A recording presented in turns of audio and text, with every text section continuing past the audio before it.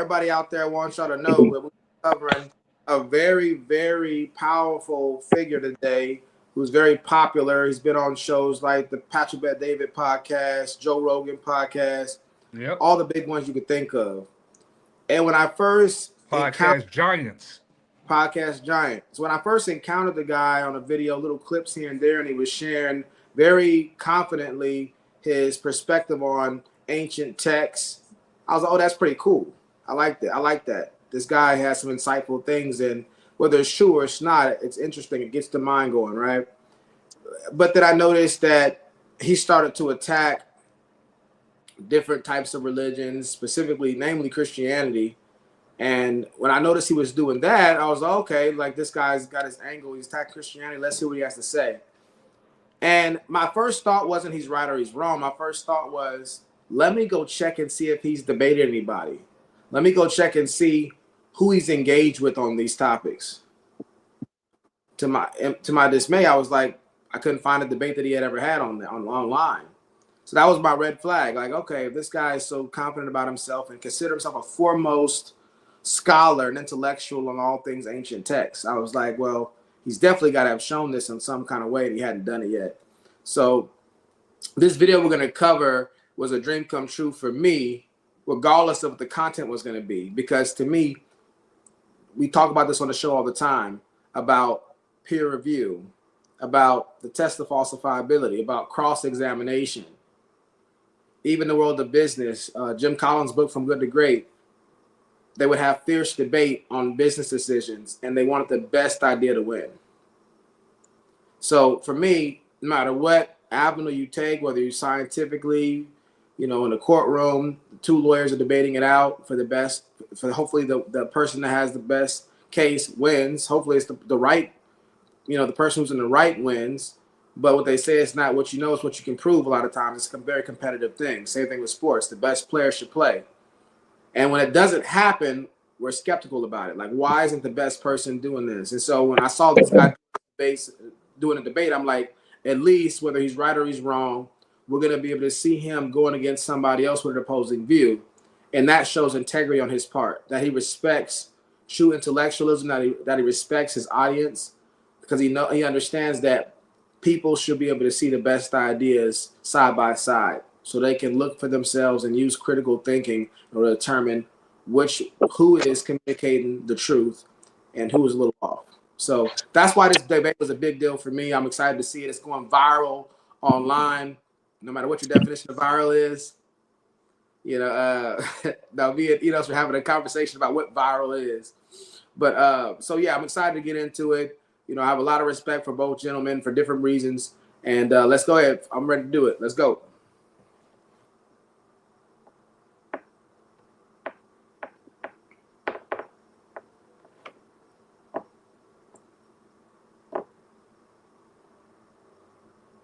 I don't hear you, Darius. You're muted. You're muted.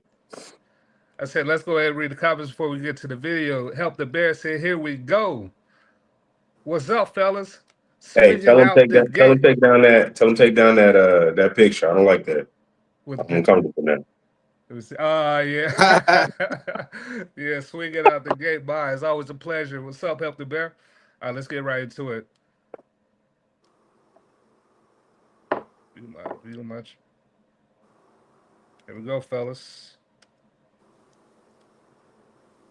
All right, what's up, everyone? And I'm trying to move this stuff. And yeah, they'll do an awesome job editing this intro to make it way more fancy than this. Some of this, y'all. But I'm here with my good man, Billy Carson, who I've known Billy personally for some years now. Yeah. Solid friend, great character, businessman. He's been on Elevating Beyond last time, sharing your whole story behind the story. And what you hugely specialize in as well, you just came back from Egypt, is like the emerald tablets. Came from the hospital, You've been right? studying those since what, you were like 6 or something? I think? No, not the emerald tablets. Oh, okay. Yeah, the emerald tablets I've been studying for the last probably 10 years. Okay. Yeah, but since I was 6, I was studying aerospace technology which then led me into understanding more about advanced technologies, and then finding the link between advanced technology and ancient civilizations, and going on a, literally a 25-year, what's that, 27-year now, goodness, trek around the world. Been around the world now over 18 times. Last year, spent 9 months in hotels. I remember. As you know, you're my witness. Leaving this big old mansion behind and not going home at all. And travel grind, traveling nonstop to these ancient sites to get the information hands-on. Okay. And that was weird. I just heard a little chime. Wes, you there? He's frozen.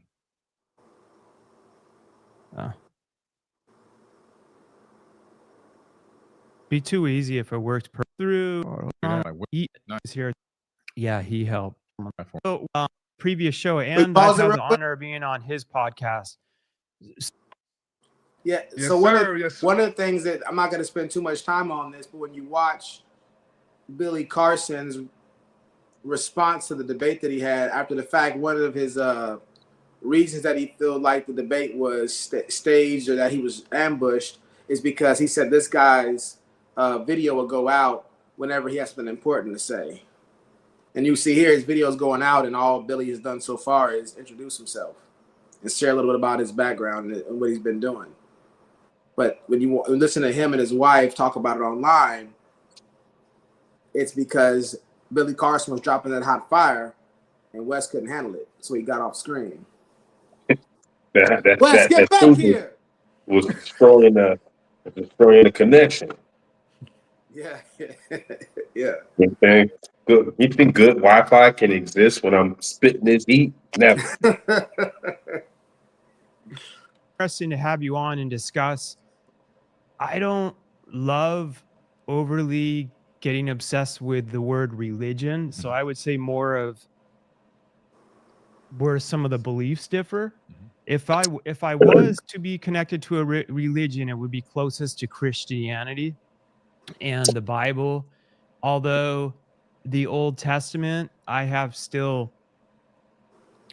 it's the New Testament and Jesus's teachings. I have my whole life story where that changed me and transformed me belief wise as a person. And okay, it says he's in the green room.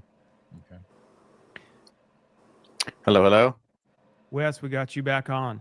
So I'll introduce Wes too, but yeah, what I was just saying real quick, Billy, too, is I also a shared belief, I think, too, with you, with God, is I also believe, I know God is within me too.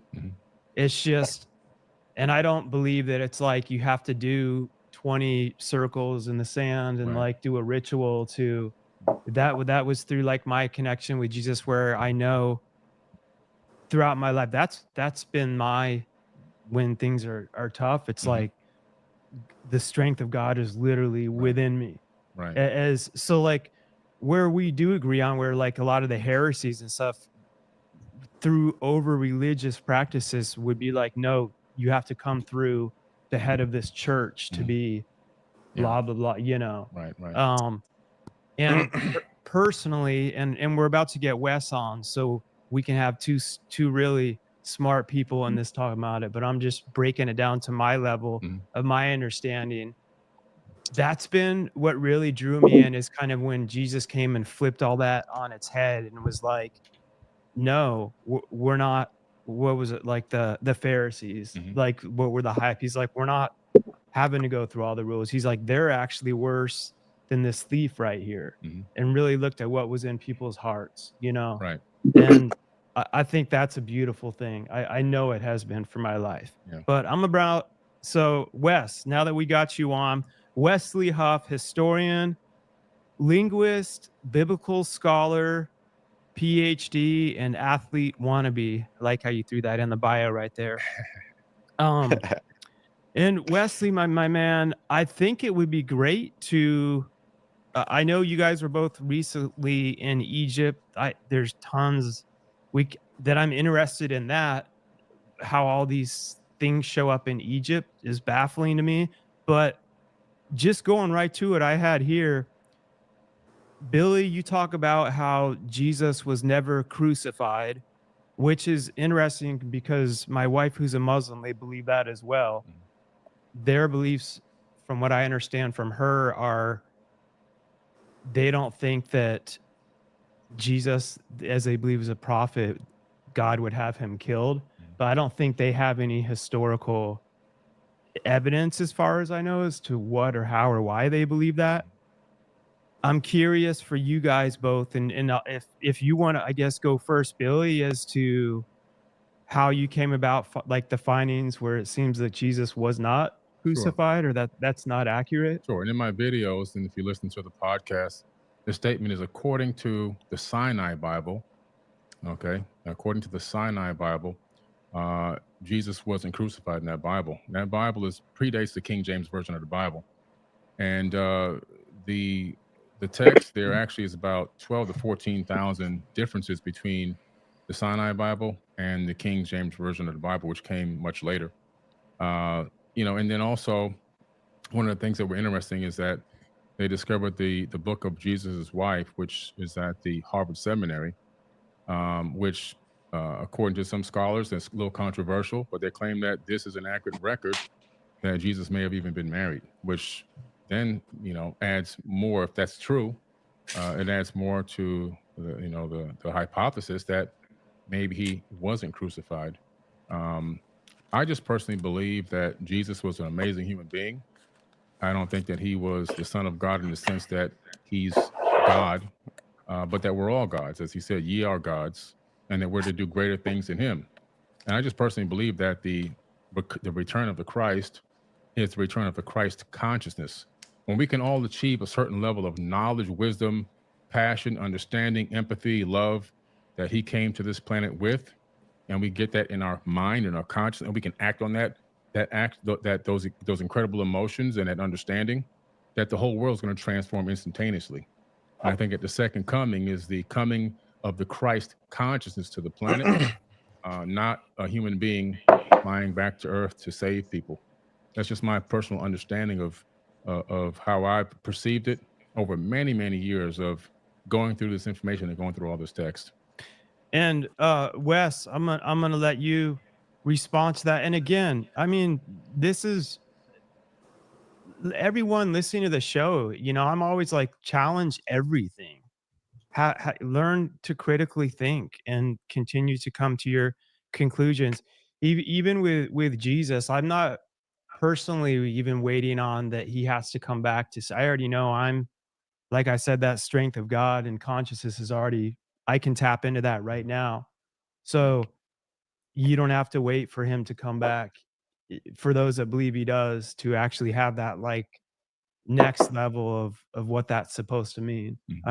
But Wes, go ahead on for what Billy was talking about. I think with a book in the Harvard Museum, and I heard something about Jesus's wife, which yeah. Yeah, well, first let me say I think it's really cool to not just be in the room proverbially with you, Billy. You said what, Vulcan? Yeah, I was saying you could see Wes was chomping at the bit right there, like salivating over there. Yeah, he ready. He could barely contain himself. Like, I'm about to cook this guy. That's the beauty of letting people just run off at the mouth. Yeah. Now again, for the audience here, his claim, him and his wife's claim, whenever they gave a 3-hour response, was that he was jumped. He never got a chance to really make his points because he kept getting interrupted by, as he called them, defendant 1 and defendant 2. But I think it's Mark and Wes. They were cutting him off, and they were in collaboration to make sure he didn't get his stuff off. So you judge for yourself as whether that's what you're seeing right now. We can go ahead. But be able to interact with you, because I wish I could be there in person. Unfortunately, Toronto, Canada is a long way away from Florida. It's a little bit of a jaunt.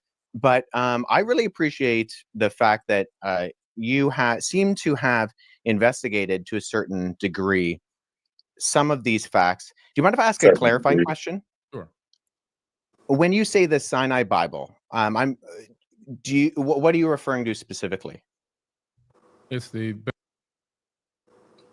Hold on, a lot of people showing love in the comments. Let me read some of these comments. Help the Bear says, get back here, I ain't finished.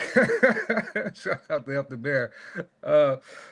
What's the other one? From Joshua. Billy was telling the truth by the way of Barnabas. I was trying to disprove God wasn't he. Shout out to you, Joshua. We got more comments from Joshua. This is when you undermine what Billy is saying. The Stoic Saint says Billy Billy the Clown, aka fraudulent knowledge. What? That's wild. Are you okay? Enos, are you okay? Are you okay, Enos? What's up? Oh, my, Thought he was having a stroke. yeah, yeah, I'm good. I got my checkups. I'm good so far. All right, so them dragon eyes are going up. Oh, going. Yep. The devil smile. Wow. Okay. Now that they're trying to undermine him, he just never fact checked himself. Good point. Good point. Yeah.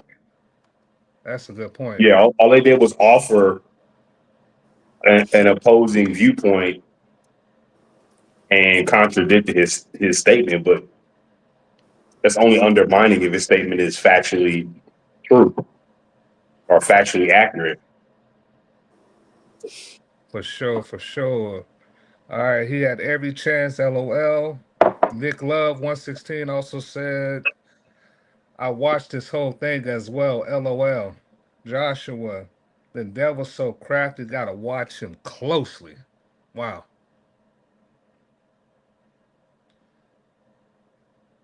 Y'all want to respond to the comments? No, I think everybody's bringing up some really good points. I think I'm gonna save my response for after Wes responds. All right. Vic Love 116 said, Ari, appreciate the love. Also, God bless you all. All Yes, right. sir. Let's get back into it. Biblical text that was written, it made it into you can actually look it up on Amazon. It's a Bible called, I have a version at home. It's called the Sinai Bible, right, from Mount Sinai. I'm assuming that's the mountain that they're referencing there. But they put together their own version of the biblical text prior to the King James Version being put out. Sure. So when you refer to the Sinai Bible, would you be referring to Codex Sinaiticus, like the codex that comes? Okay. That's why I was trying to get some clarification, because so you can actually go and see Codex Sinaiticus is at the British Library. So you can go and see it. It's on display. And the British Library has actually digitized the entire manuscript. So I work with manuscripts in my linguistic work. I'm an expert on early Christian scribal culture, and particularly in Greek and Coptic manuscripts. I actually have a facsimile. So I have a photocopy that was done by the British Library of Codex Sinaiticus that I work with in my office. So I have it here. And the only reason I ask for clarification is because I want to make sure that what I'm addressing is actually what you mean. Gotcha. And not addressing something else. Because the Codex Sinaiticus in particular is just it's a 4th century Greek manuscript. Mm-hmm. It comes from approximately between 325 and 350 AD. And its text of the Gospels reads almost identical to the modern Greek text that we develop translations from. So my curiosity is just simply in kind of exploring, when you say that it denies the crucifixion or that the crucifixion isn't there. I mean, I can go on right now, Codex Sinaiticus, and I can look up the end of, say, Matthew 27, where it has Jesus being crucified. And that's in Codex Sinaiticus, or, the John 19, or any of the other ones. So, hey, pause it real quick. My confusion is he's immediately unnerved. He immediately grabbed his cell phone. This is something that he stated not only confidently a few minutes before this, but on multiple platforms prior to this. with the utmost confidence. It only took one clarifying question to have him undone. For me, that's either like a massive amount of just neglecting his studies, or he's been intellectually dishonest on purpose and hadn't had anybody say, "Are you sure?" Yeah, I definitely want to unpack that some more. I think that's a great point, Freshly. Like you said, it could be just gross negligence on his part to do his due diligence as a self-proclaimed scholar. He said he's been studying these things for 10 years, 15 years, since he was 6, all these different A things. 27-year journey, just Yeah. traveling around the world. So And with I, all, so with all that, the question still comes down to, what were you actually doing? You don't get credit for time served. This is not prison. Whenever you're being an academic, you get credit for the level of rigor you're putting your studies through. right. What methodologies? What's your process? Who has vetted what you're doing? Where's the peer review? The first question didn't trip this guy up like this. So for the audience out there, I'm gonna say this real quick. Whenever you're dealing with somebody like this, you gotta ask yourself the question: if he's misquoting it, fine. People misquote things, but as Freshly said, he's misquoted it on multiple platforms. Oh, If massive he's doing platform. that on massive platforms multiple times, what does that say about how he takes his craft? Is this somebody who operates with the highest level of integrity? If he's misquoting things on multiple platforms, does he really care if you believe error? He doesn't really care. One time, that could be a mistake. This is on numerous occasions.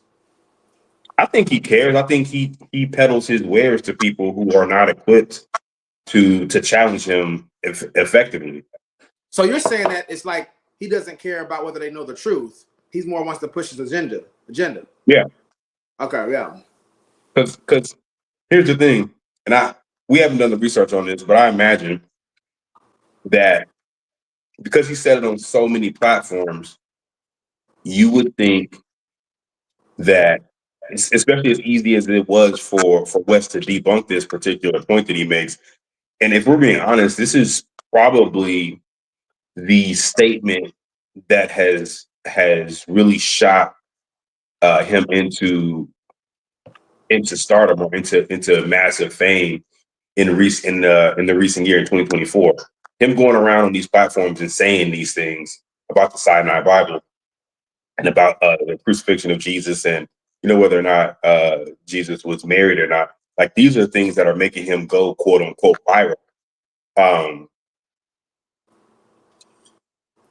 I won't say there's no way, but it seems very unlikely to me that he just made a mistake that many times, and the same mistake in the same way. And keep in mind, this is not like something he's talking about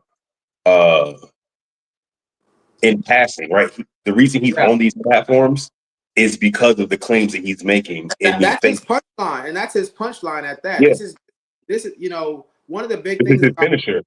yeah, absolutely. These dissenters from Christianity, which I think, hey, look, if you believe you have some kind of scholarly understanding and research that may go against popular belief, that's fine.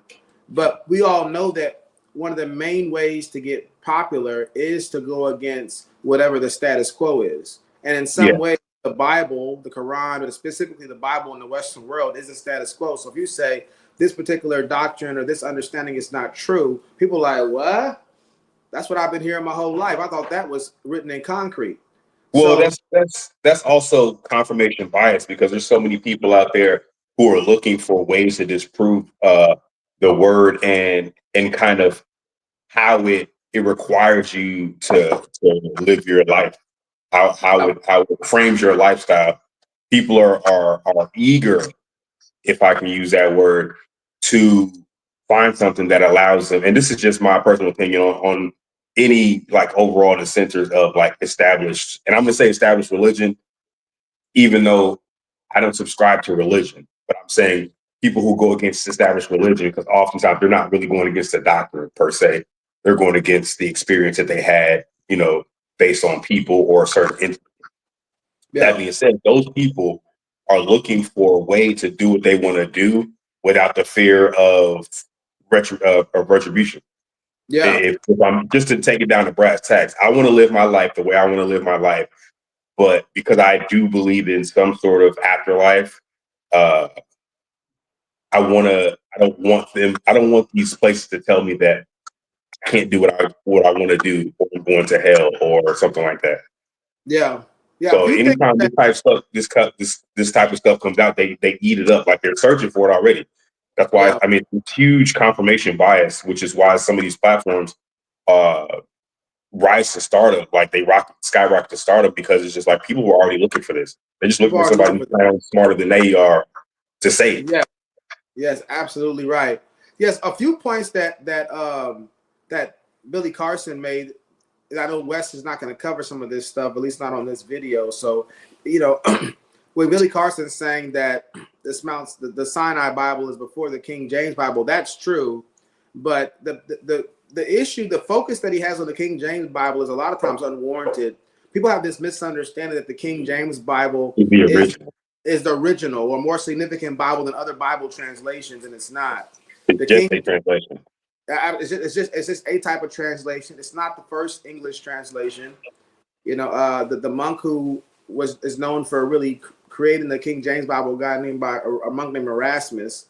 And the thing about him, he had a certain amount of text. I think between 6 and 12 texts that he was going off. I think it's called like the Textus Receptus, I believe.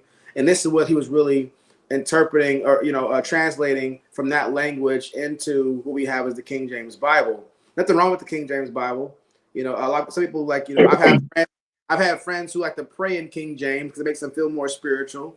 I'm not gonna knock you for it, but it's not a more spiritual language or anything like that. But some people swear by the King James, and that's okay. It's a great Bible to use, but it's not any more significant than the other great translations that we have right as of right now. I think it's also weird that you don't often see other translations of translations of other documents or other texts that are scrutinized as heavily as translations of the Bible. Like in other scenarios, people will readily admit or acknowledge, or to say it more factually, acknowledge that oftentimes there are things that are lost in translation just based on the how that goes.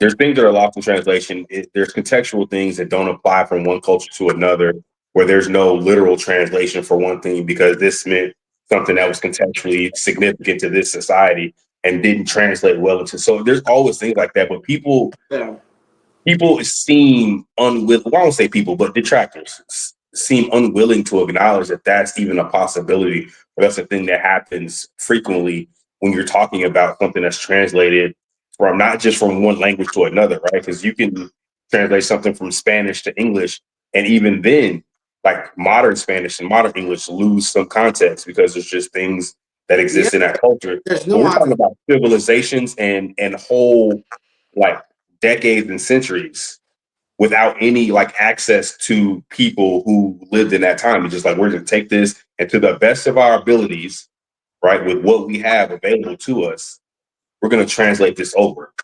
People are looking at that like it's not possible. Fresh. Yeah. I'm gonna get back to these comments for a minute.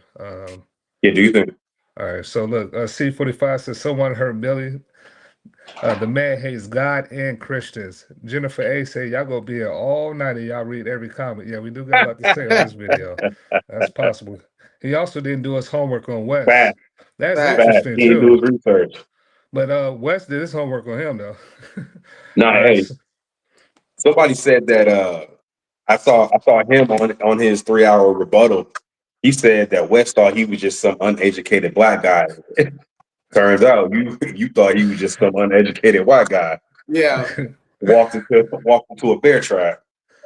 Big Love 116 says he didn't need to if he knew what he was talking about and he could verify his info.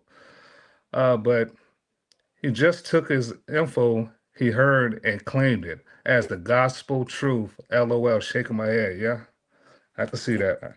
I can see that. Wes Huff's looking like John Cena destroying dummy Carson ideology. Yeah, that's Hilarious.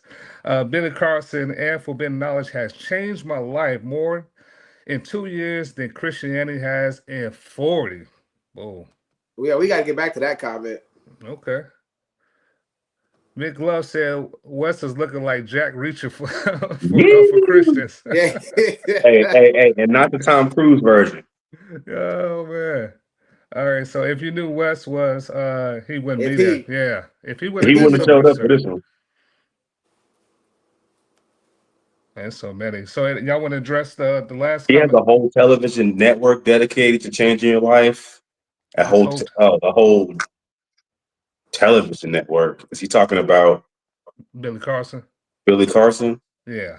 Yeah, well, so I wanted to address. I have a lot more I wanted to cover, but I want to address what somebody said as far as like he's changed his life more in 2 years than somebody else has done in 40 years.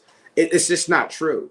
Now, maybe in the conspicuous ways, what you think day to day may have changed, but people got to realize, and this is something that's well known by historians, what believer or not, is that those of us who live in the Western world, our morality, our belief in science, all of that is an outgrowth of Judeo-Christian belief systems. Isaac Newton, Copernicus, Galileo, all that stuff are people who were, they called them natural philosophers that we later called scientists. These people were reading the Bible, looking at the creation and going, well, if God's an intelligent being who's creating, and I'm an intelligent being creating, I should be able to figure out what's going on in this world. It's not random. Some religions believe the world was random and that you couldn't predict anything about the world. Christianity is what Judeo-Christian beliefs is what led to the outgrowth of what we have as science. It affected our morality. You see the movie 300, the Spartans, when they had a baby they didn't want, what they do? Threw the baby off the cliff. I don't want that baby.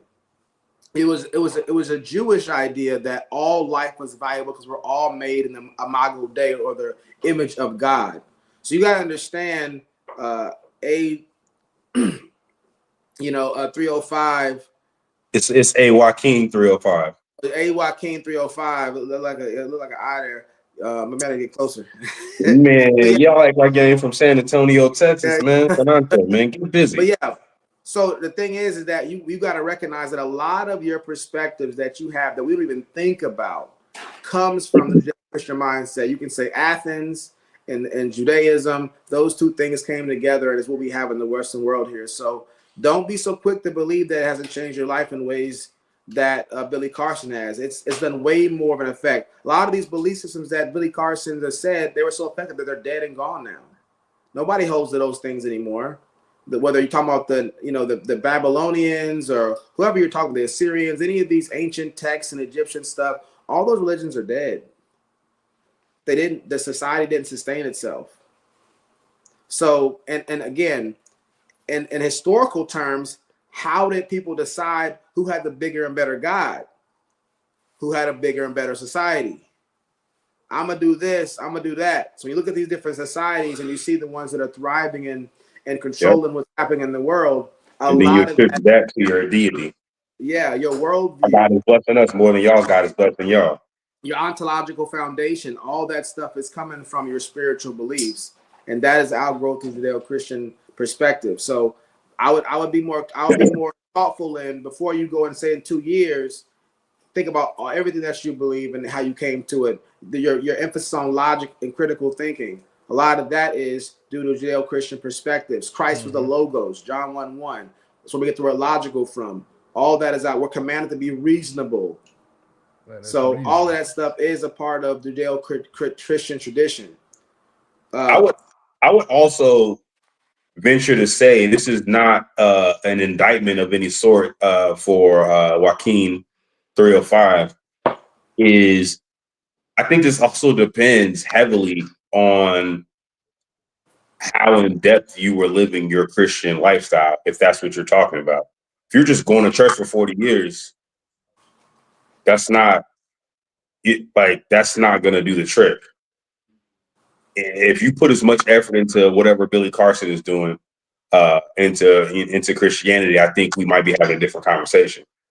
Facts. Yeah, but to add on what Vulcan's saying, just outside of the church, the Judeo-Christian has had a lot of positive effects outside the church, within our society, especially Western society. So if he's Yeah, just basing his experience in churches, is a lot broader than that. Yeah, yeah. And I also Think don't about- understand the comment about the television network as if there's not several Christian-based television networks that are active, like right now as we speak, as well as in the community. Vic Love 116 also said, "I'm sorry." I guess he's responding to AY King 305. "I'm sorry you never actually experienced Lord Jesus." AY King 305 says he has a conscious award. I seen some of these when they have these award ceremonies, recognizing people are trying to change humanity. And that's Sure. great. And that's great. The whole thing is, hey, look, be Team Billy for that perspective, but understand all that altruism and humanitarianism and philanthropy you see from him, a lot of that historically is attributed to the Judeo-Christian ethic. Yeah, His work ethic and providing you with all the material that he has. That was called historically the Christian work ethic. So you got to understand a lot Protestant of these work ethic. The Protestant, I remember that. Yeah. Oh yeah, sorry, yeah, Protestant work ethic. So my Mhm. point is saying that a lot of that stuff is attributed to Judeo-Christian values and its outgrowth and all the latent functions that entails that affect us today. So just keep that stuff in mind. I get it. You're not seeing. It's almost like you meet somebody. People do this all the time. People they start a business and they're like, my family's not supporting me, but the stranger supported me. But don't forget 5 years ago when your family gave you that $5. Don't forget when your mom was cleaning your butt. When you were younger, when you couldn't take care of yourself. We discount all of that and just focus on the here, there, and now, and go, my family ain't support me, but these strangers supported me. Mhm. You got to look at your values, the fact you had a place to eat and somebody clothes you, all that stuff that led to you being able to be helped by that stranger at that moment in time. So I just want people to understand this principle in general and understand that you got to look at the things that you wouldn't otherwise think about when you're thinking about who's contributed the most and brought the most value to your life and changed your life in the most impactful way. anytime I hear a comment like this, I usually use an analogy. There are people, we'll use an overweight analogy that I utilize when people challenge this type of stuff. If you're overweight and you buy a bunch of gym equipment and you set it up in your garage and you dust it off every once in a while, you go in there and you look at it every week, but you never actually use it, and then you go get surgery. And you say something like, surgery has changed my life more than the gym ever has. You actually got to use this stuff, man. You got to actually engage with this stuff. Otherwise, these are not factual. I mean, they're not factual. It's just, I understand it's a perspective thing. It's how you perceive it. But you also have to diligently look at the effort that was put into both of them, right? So many people, and this is not directed towards A. Joaquin, this particular statement. So many people are looking for a shortcut. But that's that's kind of the downfall of humanity overall. We want the convenience of it. We want the results without the hard work. Christianity is not a genie like lamp rub. It's something that requires sacrifice. People are looking to get results without sacrifice. Yeah, I mean, like to add a little bit more to that before we get back into the video is, think about anytime if you ever had to go to the hospital, if you ever knew somebody that was in foster care and had to be adopted, a lot of that stuff was started by the church. Art, a lot of your favorite musicians started in the church. If Artwork too. Say it again. I said art. Yeah. Michelangelo, the court system. It's countless things you have to contribute to the Judeo Christian. The modern There's so many education. people across the world that have changed humanity and have been acknowledged for changing humanity, affecting it positively, that come from a Judeo-Christian background or doctrine.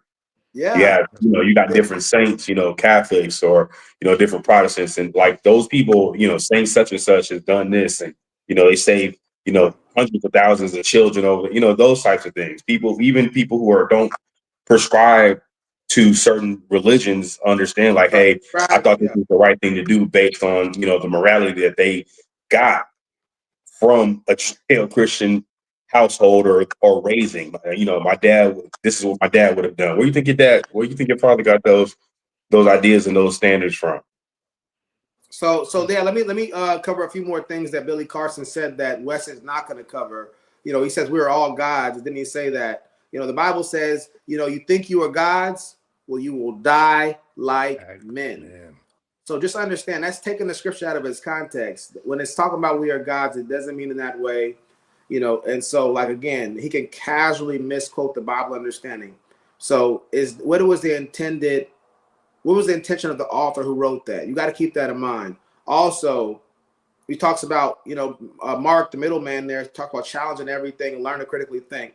That's the purpose of the Vulcan Soapbox. That's why we're here, to critically think. This is not an attack Billy, attack Mark, attack Wes show right here. This is think critically about what's going on, what they're saying, what they're not saying. How are they handling their platforms? Yeah. There's a certain responsibility as a teacher. The Bible would say teachers undergo a stricter judgment. Some of you will not to be teachers. If you're going to choose to go on a platform and communicate and attack other beliefs, you got to be on your A game, so don't feel sorry for them. Don't be on here feeling sorry for a man who goes out of his way to attack a belief, whether it's Wes, whether it's Billy, no matter who it is, because they could have just not said anything about the other belief. They could have just said what they believed and left it at that. Yeah, he's feel sorry. monetizing this stuff. Go ahead. Like this is he's monetizing this stuff. This is his living. He makes a living off of this. Yeah. I wouldn't feel bad.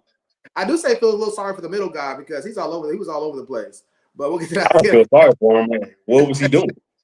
He could have been quiet. What's going on? Get sandals. Wear capri pants. Struggles up, my brother. Good stuff. Is that it doesn't read any differently. So actually, are you able to pull up a website with the viewers or listeners or whatever be able to see that? Right now to make sure I have the right the version that I'm Oh, no, While I'm just he's pulling that up too, talking. like I keep saying to all the people that aren't scientists traveling the world and linguists, I don't even know how to pronounce it the right way, like me. Yeah, linguists. Oh my God. Yeah. Cyanide, I keep thinking of cyanide, like the cyanide Bible. So Right. is that like a version?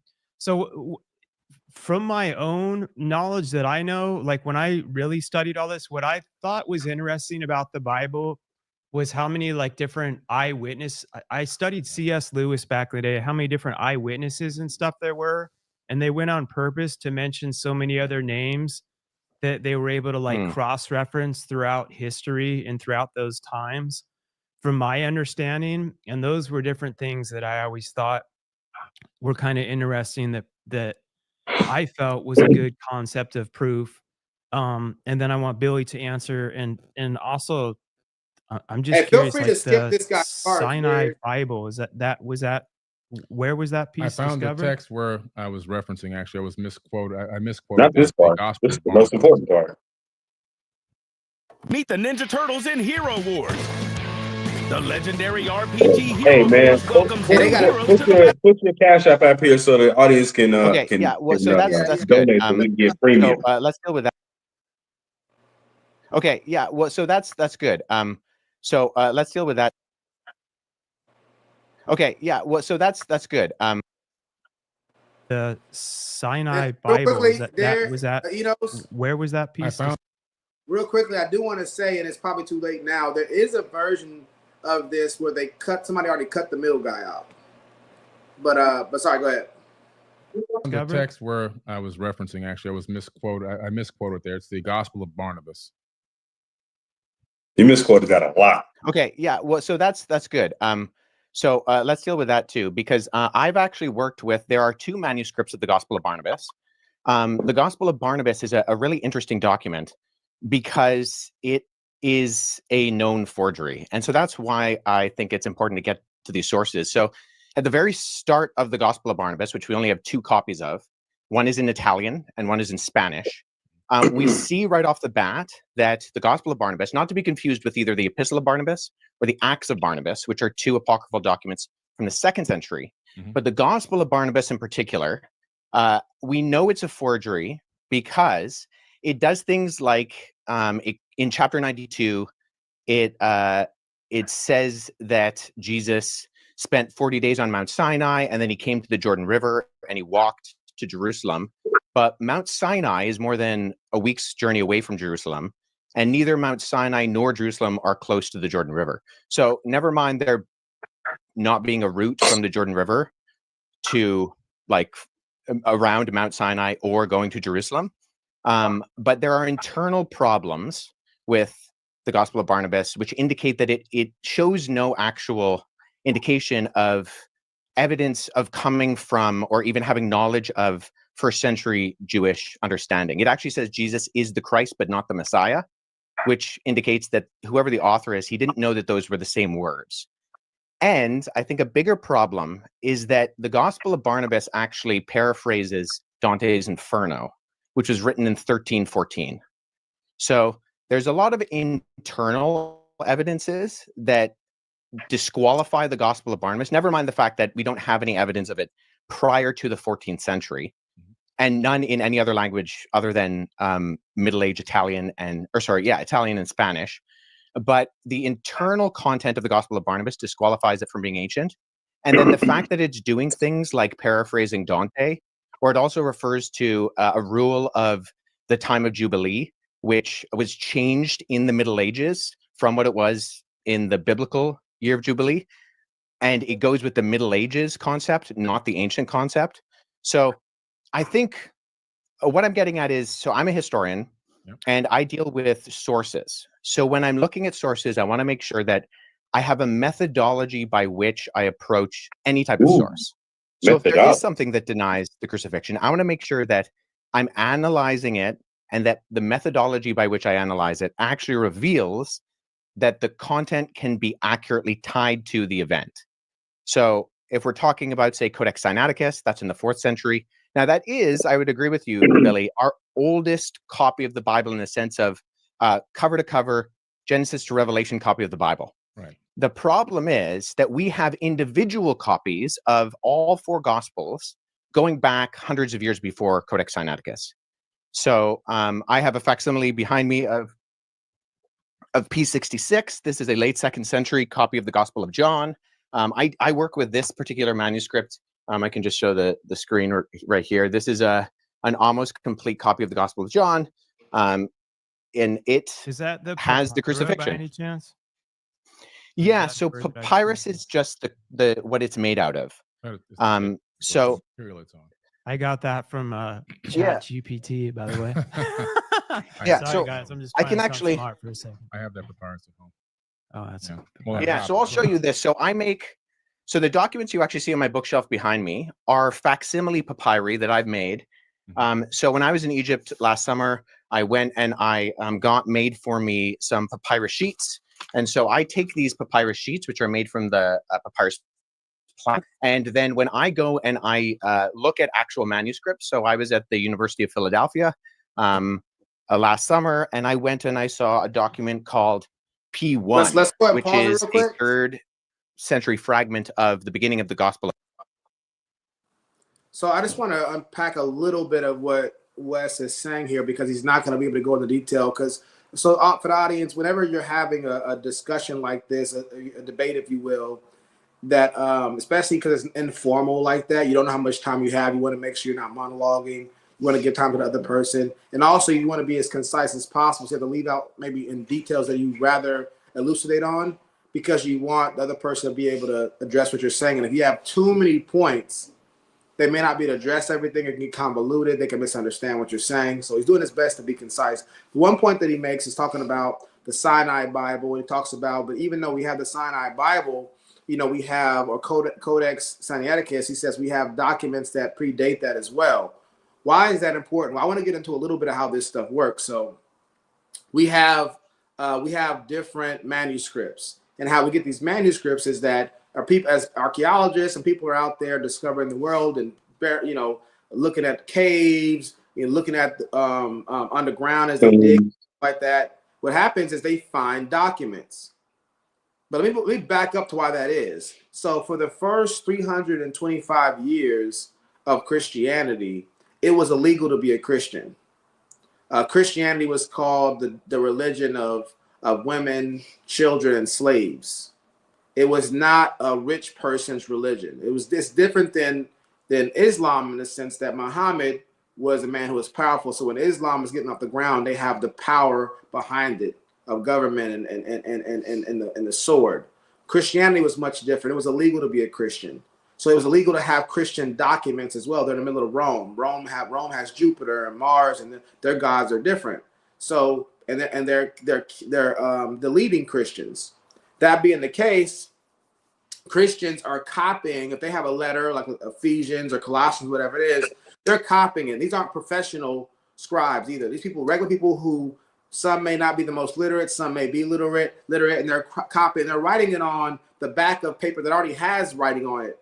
They're just copying it as they can. They're trying to spread it around because they just want to spread the word of Jesus around. That's what they're trying to do. And so that being the case, there's manuscripts all over the place in that part of the world. And as people dig, if they go into caves and do different kind of things, they discover more manuscripts that Christians had written on the back of, folded up paper, papyri, all these different types of take out canvases. menus, napkins. Yeah, that they're able to use. And that being the case, so what happens is if somebody says, so now going back to this council being illegal and how they get these manuscripts, when somebody comes later on and says, hey, look, in this version of the text, it doesn't even say that he was crucified. All historians have to do, and you can do it too, because all this stuff is available online, is just find a manuscript that predates that one. Then you can tell what was added, what's taken away. Especially when you find a bunch of manuscripts. We have an embarrassment of resources when it comes to ancient manuscripts that are about the New Testament. Not to mention that, I've heard it said by one scholar that even if we lost all the manuscripts, you can put together over 90% of the New Testament just by quotes from the people of old. They call them the patriarchs. All the people that are writing literature around a little bit after Jesus' death, when the apostles have passed away and stuff like that. There are people who are writing at that time, writing it right into churches, right into people. And they're putting scripture in there. You can literally put 90% of the New Testament back together just by those writings if we lost all the manuscripts. That's how much of an embarrassment of riches that we have when it comes to these manuscripts. So Wes's point ultimately is just saying, we don't the Sinai Bible, even if it did say what he's claiming it said, all the manuscript that predates it does have the crucifixion in there. So we would just toss the Sinai Bible out as a forgery if it didn't have the document that had the crucial information that the document that preceded it have. So just keep that in mind. That's what he's talking about. That's a historical process right there. Now I have a question, Vulcan. Theoretically, they because the Sinai Bible was an accumulation of gospels that they put together for a complete manuscript. If you discount the predated text, doesn't that also discount the entire Sinai Bible? Well, if you're the Sinai Bible is like considered the first complete from like Genesis to Revelations. Right. But when they're taking the different gospels that predated it, right, and they're saying we got a Gospel of John, we're gonna put all this stuff together. We're gonna cobble it together and create a full experience, right? But if you discount the source documents, does that not also discount the complete experience? It can. I mean, the Sinai is considered a source document. I think it's the Greek version of the Bible. But where did they put together? Where did they get those? They were together. Huh? That's my understanding. I have to look back at that again, but my understanding is they are together. Oh, they already were together. Yeah, it wasn't compiled together. That is that Greek translation of the Bible together. Got you. That's my understanding, but I could be wrong about that out there. Y'all, I haven't looked. I mean, I would just be interested in, and this is just a kind of a logical question that I want to ask is, if you put together the first, front to cover to cover Bible, where's your source documents? Yeah. Especially seeing that there were manuscripts that predated. Yes, and we know those are even the Sinai is a copy is a translation of like as you mentioned other documents. Somebody copied Greek at some point in time or whatever it may be. So So it sounds like someone just consolidated all that stuff into one document. yes, and so like as you're So saying, because maybe they had the book of John here, or maybe they had the book of Ephesians here, and they're like trying to make right, a thing. So yeah, for right. sure. So if I'm looking, I say, hey, in the Sinai Bible, the crucifixion is not in there. Then I go look at the Gospel of John that predated it, even though it's just the Gospel of John and it has it in there. I say that's not true. Am I also not upending the validity of my compilation, so to speak? Yeah, I think that's a really good point. Another point I wanted to make here is whenever it comes to sources, I want everybody to understand this. When somebody like Billy Carson or Wes or anybody is talking about what happened in the past, right? Obviously, I'm gonna say the obvious. We don't have a time machine. What people are doing is they're reading the primary source material, whatever the original document of that particular event is, whether it's the Council of Nicaea or it's George Washington. People wrote about it at that time. And historians are looking at that, and that's how they're extrapolating what happened. So if somebody, so you got to be careful. Sometimes people are doing research about a particular event, and they're not reading the primary source document. They're reading somebody's interpretation of the primary source document. And when you're doing that, what happens is they have their biases and they have their perspectives in that literature. So you may go, oh, I'm reading this right here. This right here happened right here. That might be their inference that happened. That may not be what the actual source document says. So just keep that in mind when you're listening to intellectuals speak or people who present themselves as that. Do they understand how the process works? Do they understand how this stuff is done? And that's what Wes is in some ways unpacking for Billy Carson here. So that's it that was my only thing I wanted to cover for that. Yeah, and they call that selective reading. Mm-hmm. Selective reading, which is another fallacy. You can It's also known as my cherry narrative. picking. Cherry picking. Yep.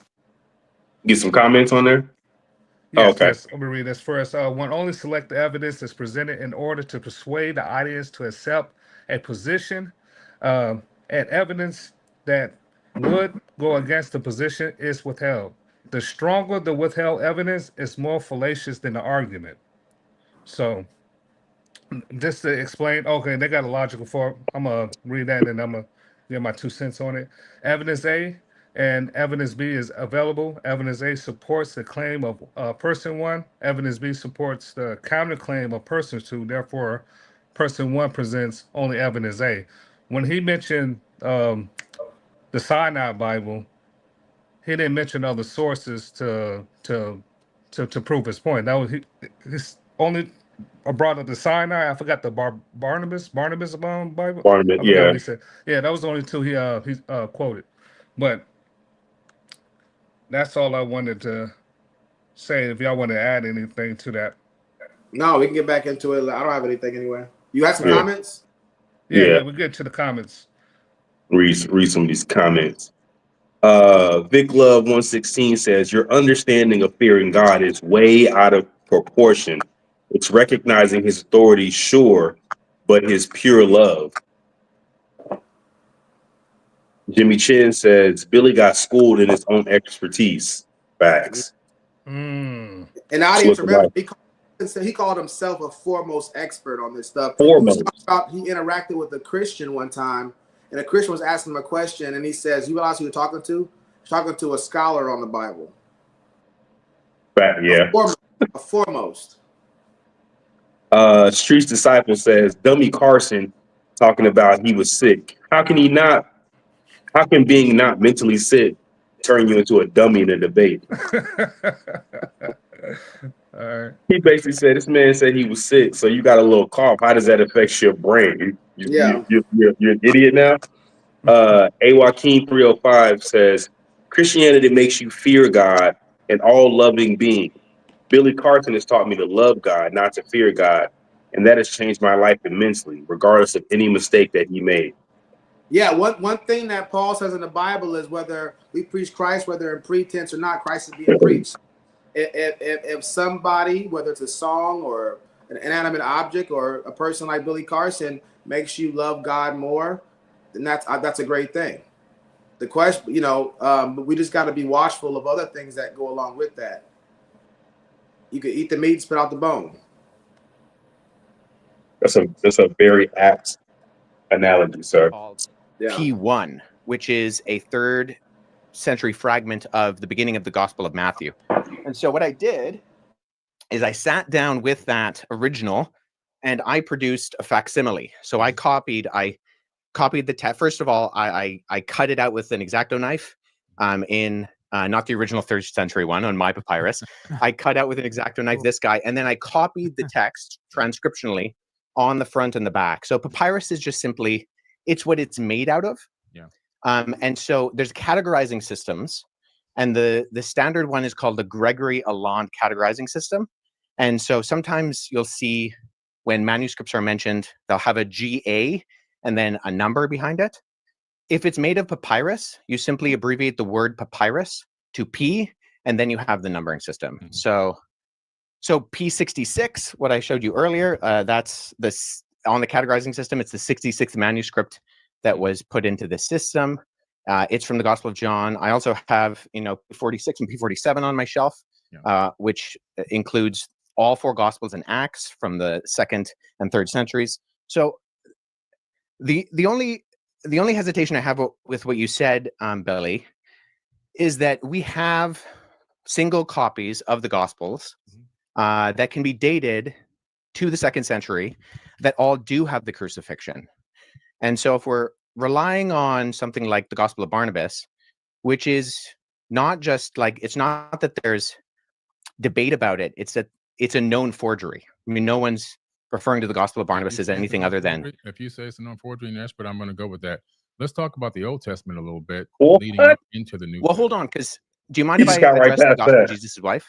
Pause it real quick. What was her name? Yeah, I just want to point out that he pivoted to a known forgery once, and then acknowledged that it was a known forgery and just tried to move past it. So again, this is not an attack on Billy Carson as an individual. This is an attack on his intellectual responsibility, his intellectual integrity. Can I interject? Because are you sure? Because the thing is, he may have been admitting to a known forgery, but it looked like what he was doing from our vantage point was just saying, "I'll give you that." Because he can't research it on the spot. I'll give you that. I mean, I can see that, but again, keep in mind, he's saying that he misquoted this whole time. He hadn't been quoting the Sinai Bible. He had been quoting the Gospel of Barnabas. When Wes identifies the Gospel of Barnabas as a known forgery, he acquiesces and said, you being the expert, if you say it's a known forgery, I'll give you that. But again, we're basing this off of this is his, like you said, this is his punchline. This is the basis of a lot of the reason why we even know who Billy Carson is outside, the general masses. Obviously, if you're a fan or you are into this, then you know who Billy Carson is in this community. But my point is, how do you make such a massive mistake and then I don't even want to say fight for it, but it's just like, oh yeah, well, that's a known forgery. You're an expert. He said you were the foremost expert. Yeah. These are claims that you've made. Yeah, yourself. And this is a point to Joaquin and anybody who thinks like that, is it's not about throwing the baby out with the bathwater. There's ways in which I've learned from Billy Carson and on a number of people on all kind of different topics. But the thing is, you have to ask yourself the question: does this guy take his academia, his process, his integrity seriously?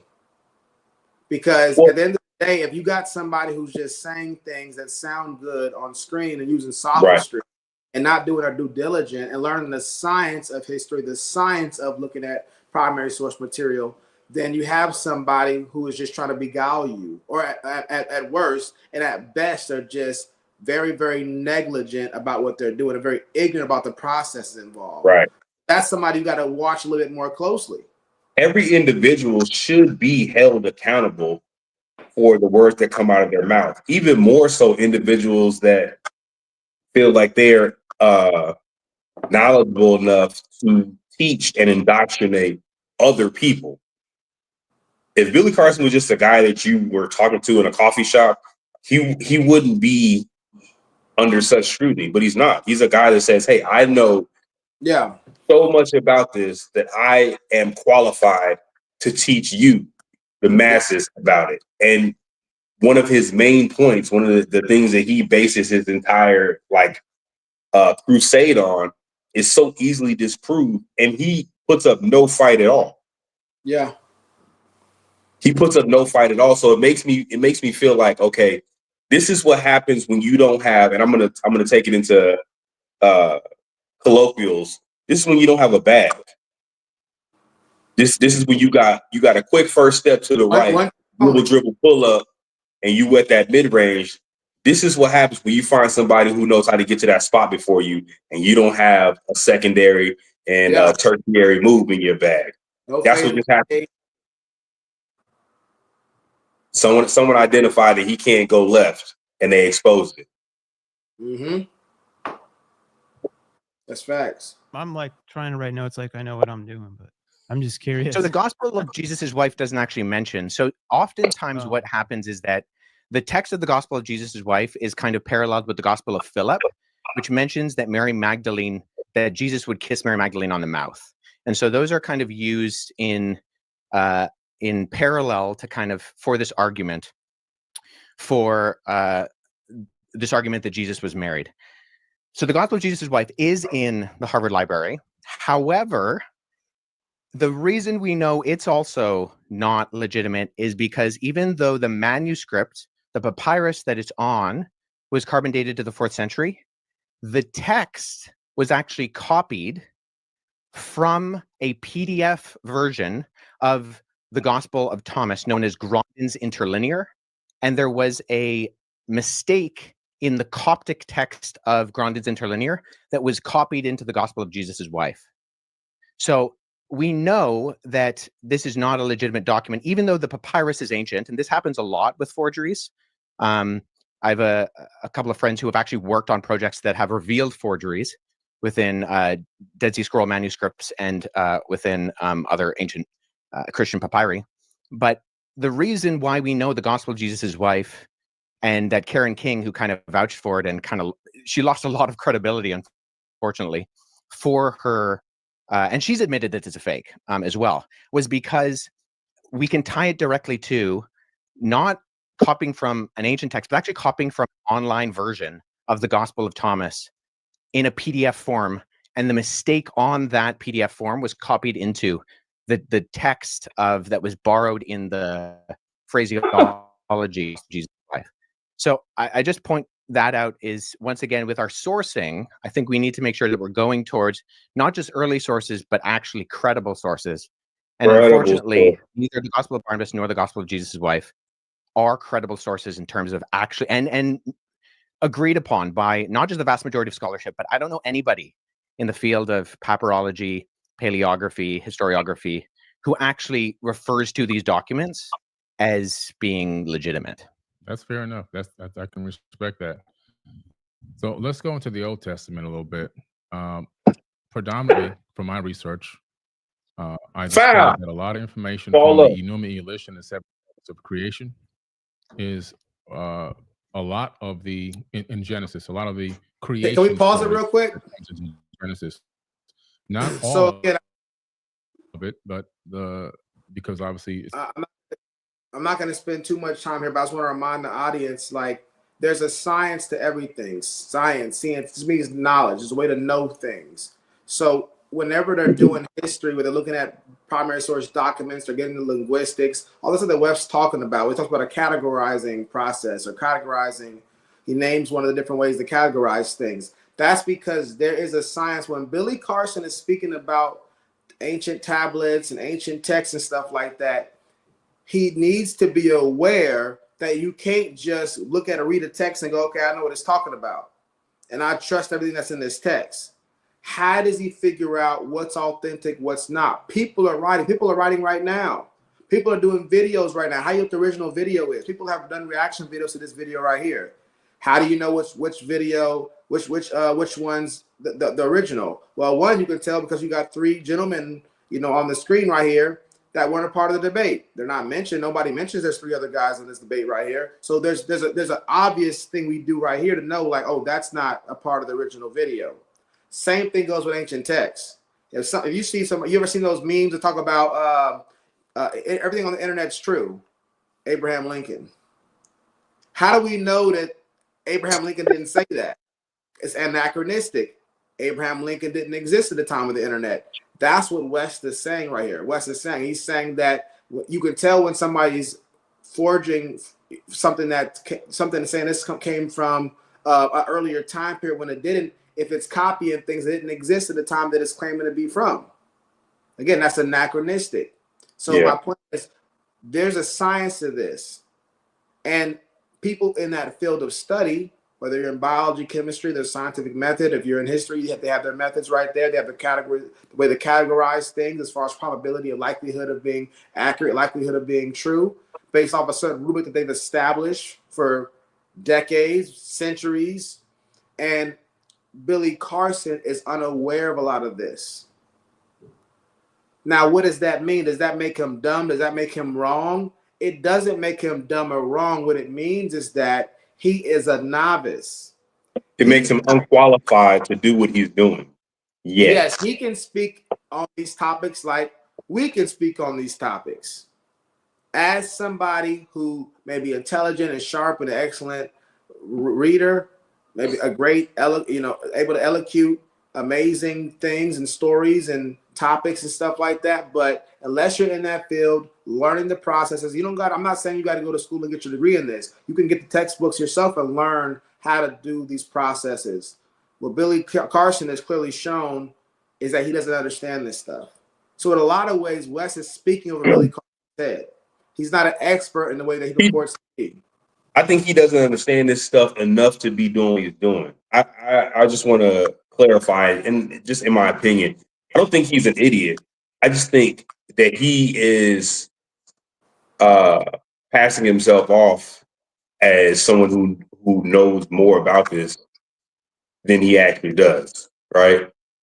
This is the high schooler playing amongst the middle schoolers. So they all think he's great. Then they get, you find out he's on JV. A Joaquin 305 says, almost all the Bible, you can cherry pick whatever you want to make whatever agenda you feel like saying or doing. Literally, the whole Bible, you can pick to fit whatever agenda you want. Okay, you want to address that first, or?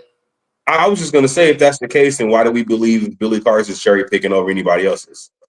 That's just an academic question. That's not, Yeah. I don't have a side in it. I'm just saying, if that's the case, right? Let's just say that's true.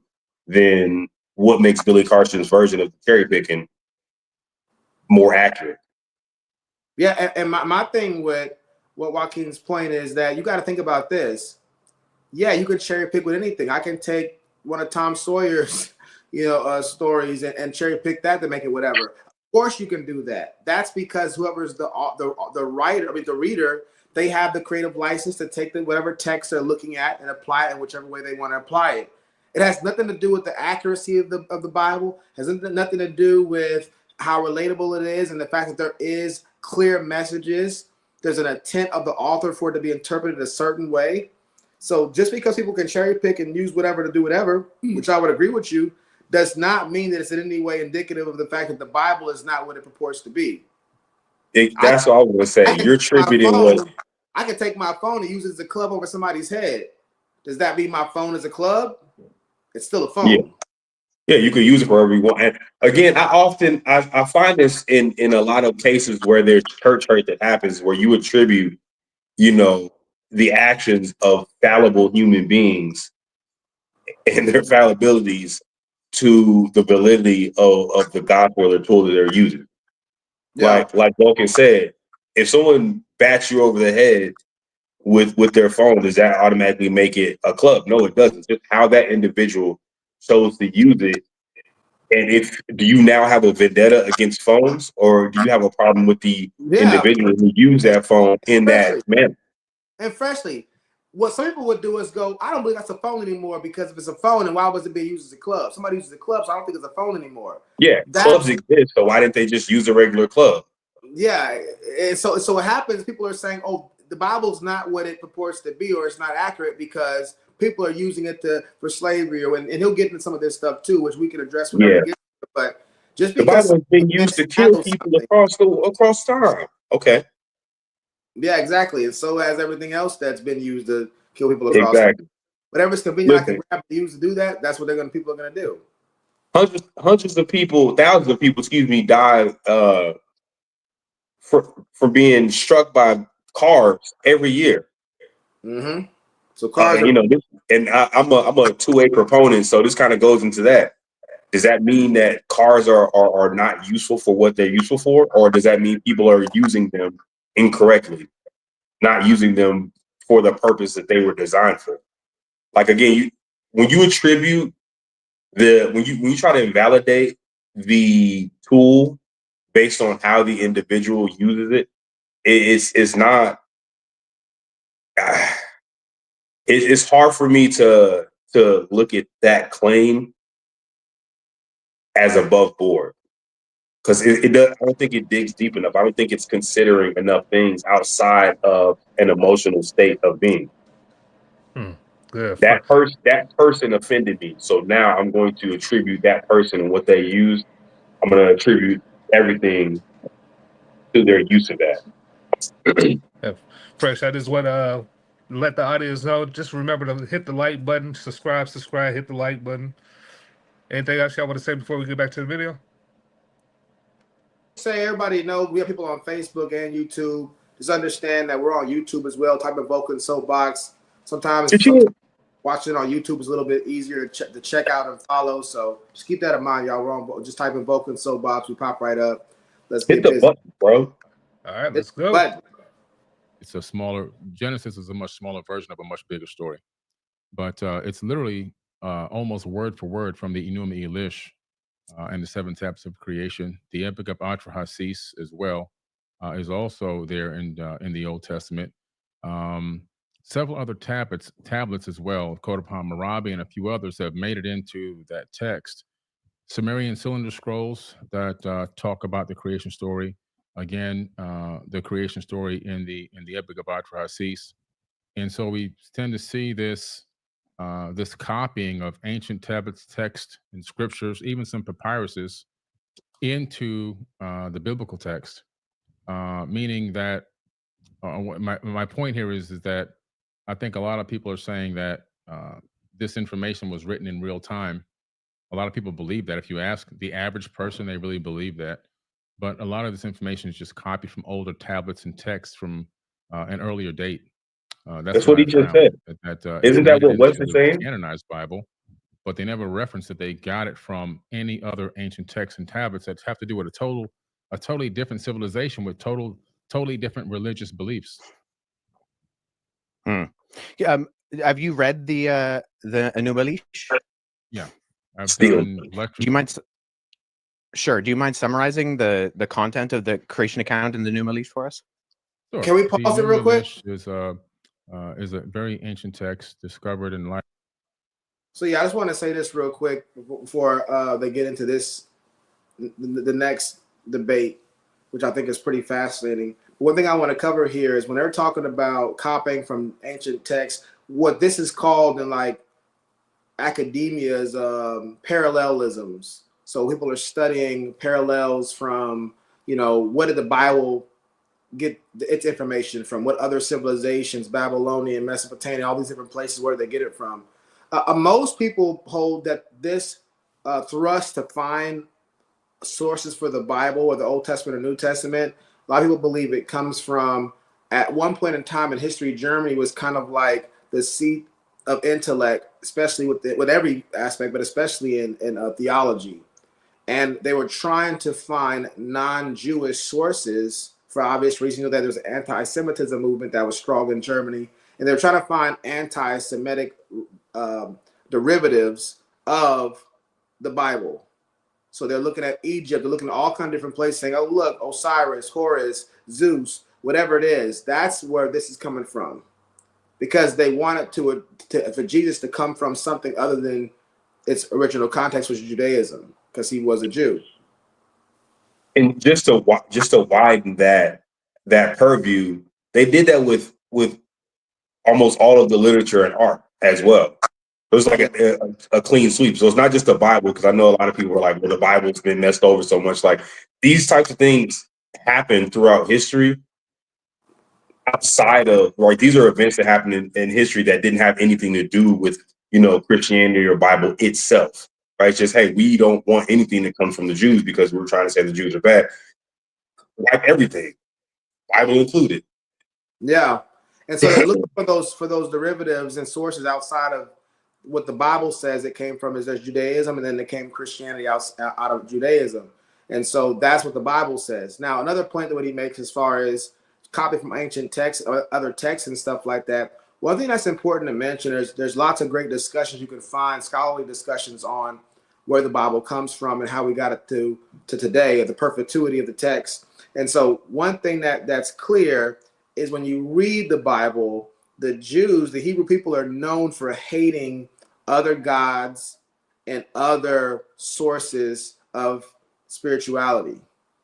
It was forbidden for them to partake in those things, to marry into those things. And that doesn't mean they were perfect in doing so. So you see a lot of times them being punished or tormented or whatever you want to say, being reprimanded for going after other gods, for getting involved in other types of religion.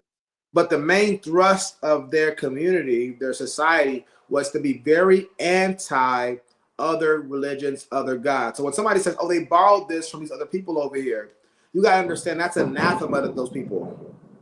They despise that type of thing. And so it's very unlikely for them to do that, from you looking at it from how their culture was.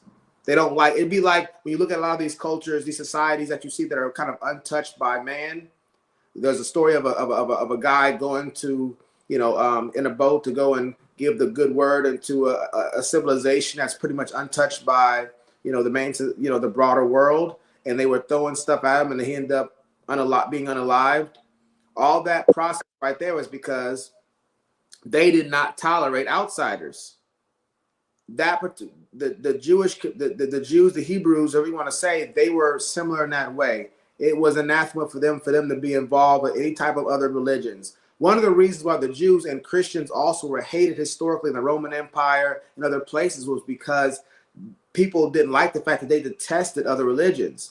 Now, for Roman society and other societies, it wasn't like it is for Christians or Jews. You could like Apollos, I can like Mars, you can like Jupiter, and that's okay. It wasn't a big battle and war like it is today. It was okay to have other gods. A lot of the Caesars claimed to be gods. So they had the Roman gods and they had those gods. There's multiple gods, and some beliefs there was a good god and a bad god. So there was multiple gods going on. So it's okay if you believed in one more than the other, what case may be. When the Jews come on board, they're like, there's one God, all of the gods are fake. Christians come around. You see that with Paul and Areopagus talking about this unknown God. But the main thing was for them, it was like, no, there's this God right here. This is the real God. Those other gods are fake gods. A lot of society didn't like that. That's what they were known for. So somebody's telling you, hey, they borrowed from this particular culture. They borrowed from this particular text right here. That's very unlikely historically because they're known to detest those other types of belief systems. There's another point I was going to make, but I'll go ahead and stop it right there. Well, you would have still shake the cursor if you are.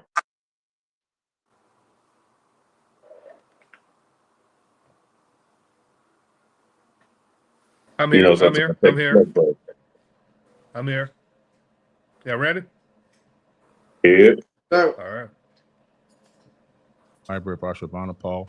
And the summary of it is that it really gives us an account, which is crazy, an astronomical account of the creation of our solar system. It talks about planets and moons gaining specific orbits around the sun.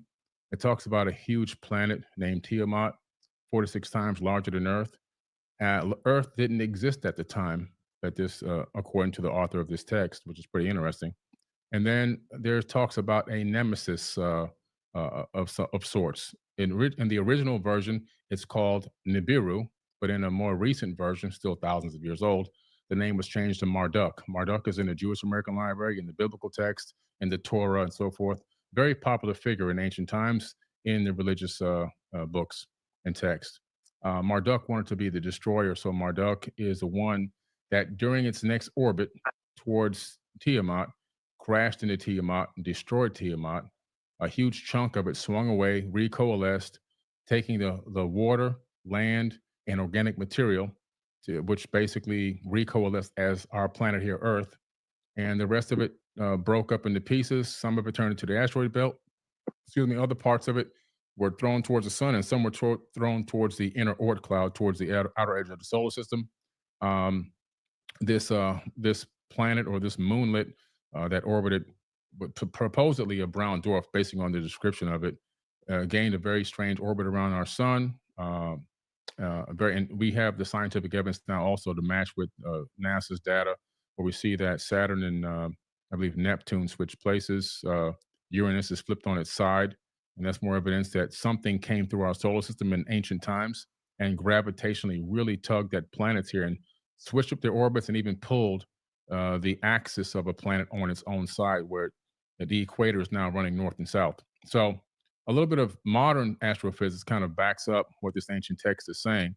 But the Enumilish also then begins to talk about the fact that these beings, it kind of cuts into the fact that these beings, are on Earth and at some point begin to engage mankind.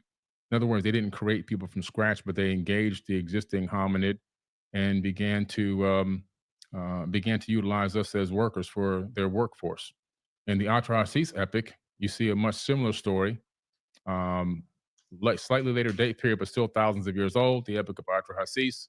And we see a very similar story. And we see where the sons of God literally came down to Earth. They came from Mars, according to this text. If you read the translation of the planet Mars and to English, and then they went to battle. They were going to go to battle in South Africa against Enki and Lil and Anu, and they come to terms without going to battle. They argued that they needed women, human women, believe it or not, and they also wanted a workforce. They didn't want to continue to do the labor. They were cleaning out the Tigris and Euphrates rivers, digging canals, building cities on Earth, and according to the text on Mars, not according to me. And a decision was made by Enki and Anu and Enlil to allow this experiment to happen, where they would take the existing hominid here. They would slay one of the gods, meaning that they would, in my opinion, that doesn't mean they're going to kill it, but somehow some type of genetic modification or manipulation, in my personal opinion, that's my personal hypothesis. But in the end, it ends up being that human beings are now doing a lot of this labor and worshiping these people as gods, as they, my personal opinion, masqueraded as gods. A lot of stories there, parallel stories that you see in the Bible, even the Tower of Babel incident, and many other crazy stories that are in the Bible. You can find a lot of those true stories in the ancient text, like the Epic of Gilgamesh, where you can find the true story of Noah. They found the Noah tablet to give him instruction on how to build the ark. It wasn't a big boat; it was a round disc that he built with sections cut up on the inside like a pie. That was discovered about 4 or 5 years ago. I believe it's at the British Museum now. So there's a lot of text that's just been covered and copied over into the biblical text.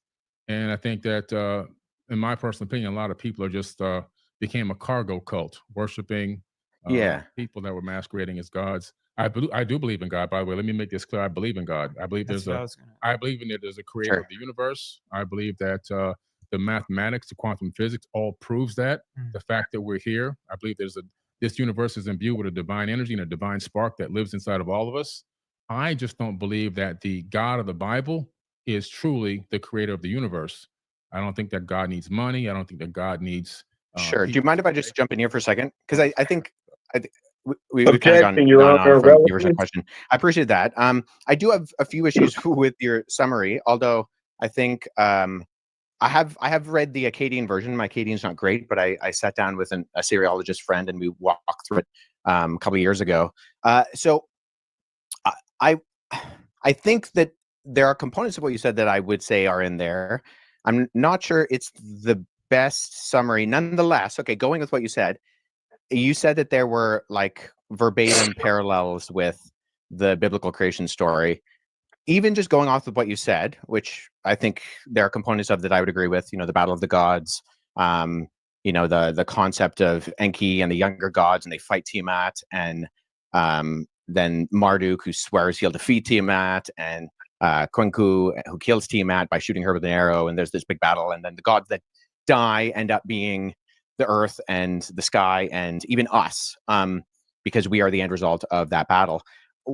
I'm just curious, when you say that there are not just parallels, but there's actual copying, looking at Genesis chapter 1 and 2, where the creation story is summarized in the Bible, what are the actual kind of parallels there that you're looking to? Because as someone who's read both, I not only do I not find parallels, I actually, and this is the majority of ancient Near Eastern scholarship with me, think that Genesis chapter 1 is actually an apologetic against documents like the Enuma Elish. So what are the parallels there?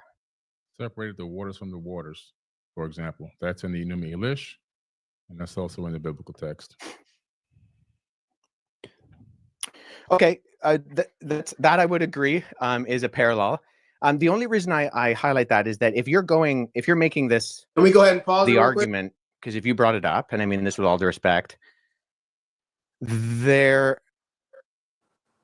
So yeah, I just want to make this point here for the audience here. We're on the Vulcan Soapbox. Y'all like and subscribe. Please share, support us. We're doing a reaction video to a very viral debate here, and with a very popular individual. Both these guys are popular, but Billy Carson's big time. Wes, he's been on Rogan. Yeah, been on Rogan, been on Patrick Bet-David, the #1 entrepreneurship page on a channel on YouTube. Patrick Bet-David was the last guy that interviewed Kobe Bryant. So he's been on some big platforms. One thing that I want to say about this particular part right here is I mentioned earlier about parallelisms. That's what they call it whenever you're looking for similar stories of the same story in different ancient texts, because the general idea is that they may have copied from each other. And that happens. Even today, you might see West Side Story. You might see different versions of the West Side Story. Sherlock Holmes has been done a few different times. People copy. Romeo and Juliet had guns in it. Yeah. Romeo and Juliet. You're going to see that. That's common. It's okay. We all do it all the time. But why it's significant in the discussion is because, as Billy Carson's pointing out, when you're reading in the Bible something or anywhere something, and you see something written out, and then you find out that there's an earlier document that has the same thing with a different name, you're going, okay, did this actually happen here, or they just copied this story because it sounded good over here? It's like I remember there was a Seinfeld episode where Peterman was writing a book about himself, and so he was buying stories from Kramer, from Kramer's life, and he was buying them. But then, obviously Kramer couldn't live with it. He kept trying to tell his stories as if they were his, and Peterman's like, I bought those stories from you. Those aren't your stories. Those are my stories now. Those are my stories now. That's a deep cut. My stories now, punk. What story? That is a common thing people do. It's very normal. Now, the issue is this, and this is what Wes is getting at, and he's not going to go too much in detail. That's why I'm going to cover this part. But if you want to see a really robust discussion, a really great debate, Dr. James White debated Dan Barker. It was called Was Jesus a Myth? It's really, really good debate. This audio wasn't that great for this one, but just a great resource if you want to learn more about what parallelisms are and then the methodology to be able to vet those things and filter those things out. But one of the things that's clear is that we got to make a distinction between things that you see that are same, that are copied from each other, or the same because of the historical context. So, for instance, if you see somebody, so like one guy made a point about, Mary, you like see Miriam in this particular text, and you see it's Mary in the Bible. Oh, they copied that, right? And that could be the case, but then they found out that they did a study on the most common name at the time that the Bible was written, and what was it? It was Mary. So was Mary copied from a Miriam in a different ancient text, or was Mary just a very common name at the time? Like my name is very common, and so that was just the most common name at the time, and she happened to be named that. His name James, and it's only one of them. His name should be James. So y'all got to keep that part in mind. Also, when it comes to looking at these parallelisms, if somebody said, "Hey, you know, he rode out into the sunset on a horse," a lot of folks have ridden out on horses into the sunset. So just because you see one story say he rode out to the sunset on a horse, and you see another story earlier, you say, "Oh, he copied that." No, horse It's a common occurrence. is a common occurrence. People ride on horses. You see stuff. He said by the waters, or people talk about being on boats or the ships, and he quieted the seas and stuff like that. They're not copying from each other. That's a very common thing because that was one of the main modes of transportation at the time. So that's how scientists, and I'm by scientists, people who are in the know about a particular discipline, how they figure out what's actually a parallel and what's the common thing that happened for that time period. So you got to keep that stuff in mind when you listen. And Wes not going to be able to go into that detail at this time, but that's what the thrust of why he is combating what Billy Carson is saying here. We can go ahead and get back into it. There are superficial parallels. I would agree. You know, the separation of the water, the concept of the earth being formless and void. That's also in the Enuma Elish.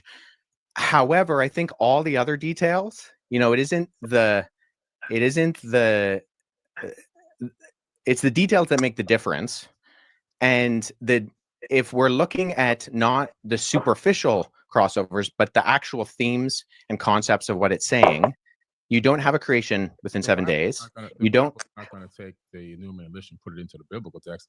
There's certain words that they utilize that let me know that they copied it from that text. Like, for example, so what words? Separating the water from the waters, the void, the earth being void. That information is literally just copied over. So it tells you that somebody saw that and said, let me add it to this book right here. Or let me add it to the scripture or this papyrus, since it wasn't a book yet at that time. So was this text discovered that makes it parallel to Genesis? Was this like supposedly discovered prior to? I'm just curious. It wasn't discovered prior to the Bible, but it dates back long before the Bible was ever written. Yeah. Okay. So let me just say this. So the reason why I say it's actually an apologetic against that is because the purpose of the Enuma Elish, which the Babylonians read every Babylonian New Year, was to point out the fact that the deities, and there's countless deities in the Babylonian pantheon, they actually come from the created order. So they're not outside of time and space. They actually come from the created order. And when they die in this battle, right, when Tiamat is defeated, the defeated gods become the earth and the sky and the plants and even you and me. And in that sense, the theme is that you don't actually have any purpose or end result. And you're not created in the image of God. In fact, in the ancient Babylonian system, only the kings were created in the image of God.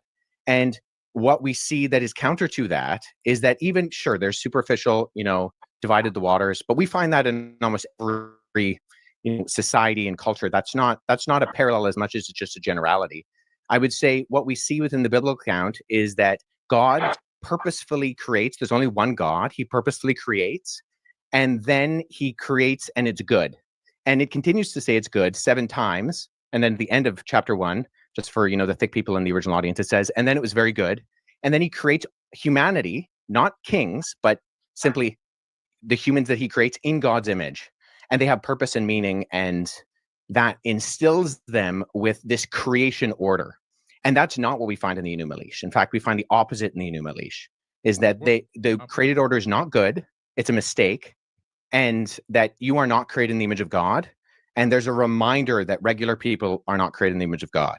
So linguistically, I mean, Hebrew does have Semitic ties with Akkadian.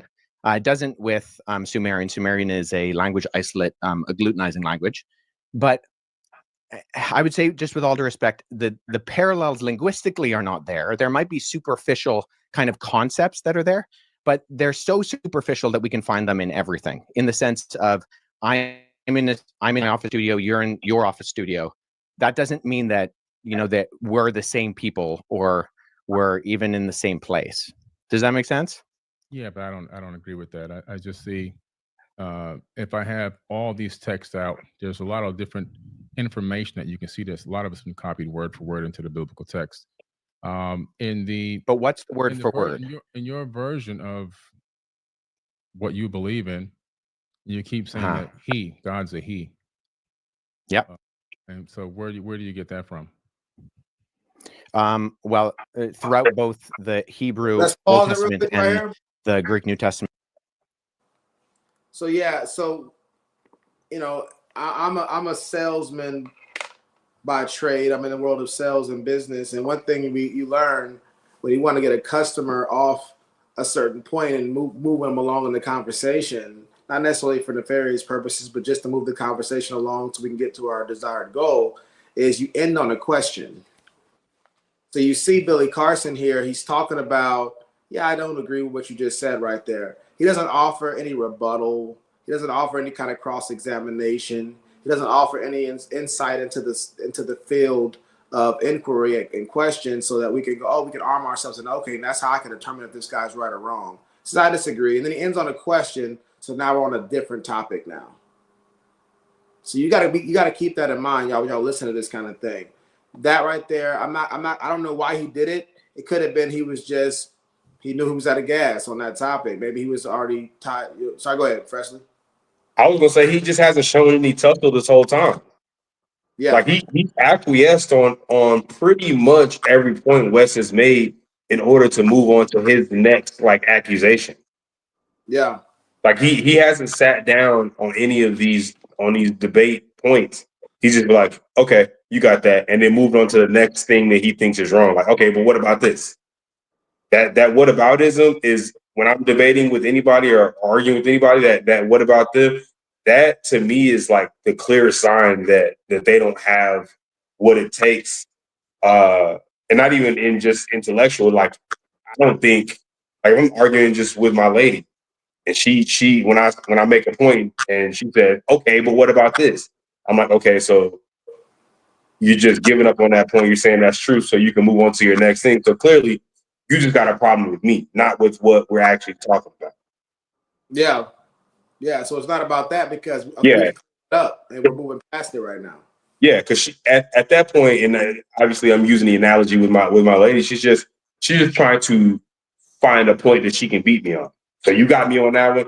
Let's try this one. It's like you're not intellectually, I don't want to say capable, but willing is a better word. You're not intellectually willing to really talk about this stuff that we're debating. Because so far, Wes has only addressed points that have been made here or in the past by Billy Carson. Yeah. And Billy Carson is just been like, yeah, okay, but what about this?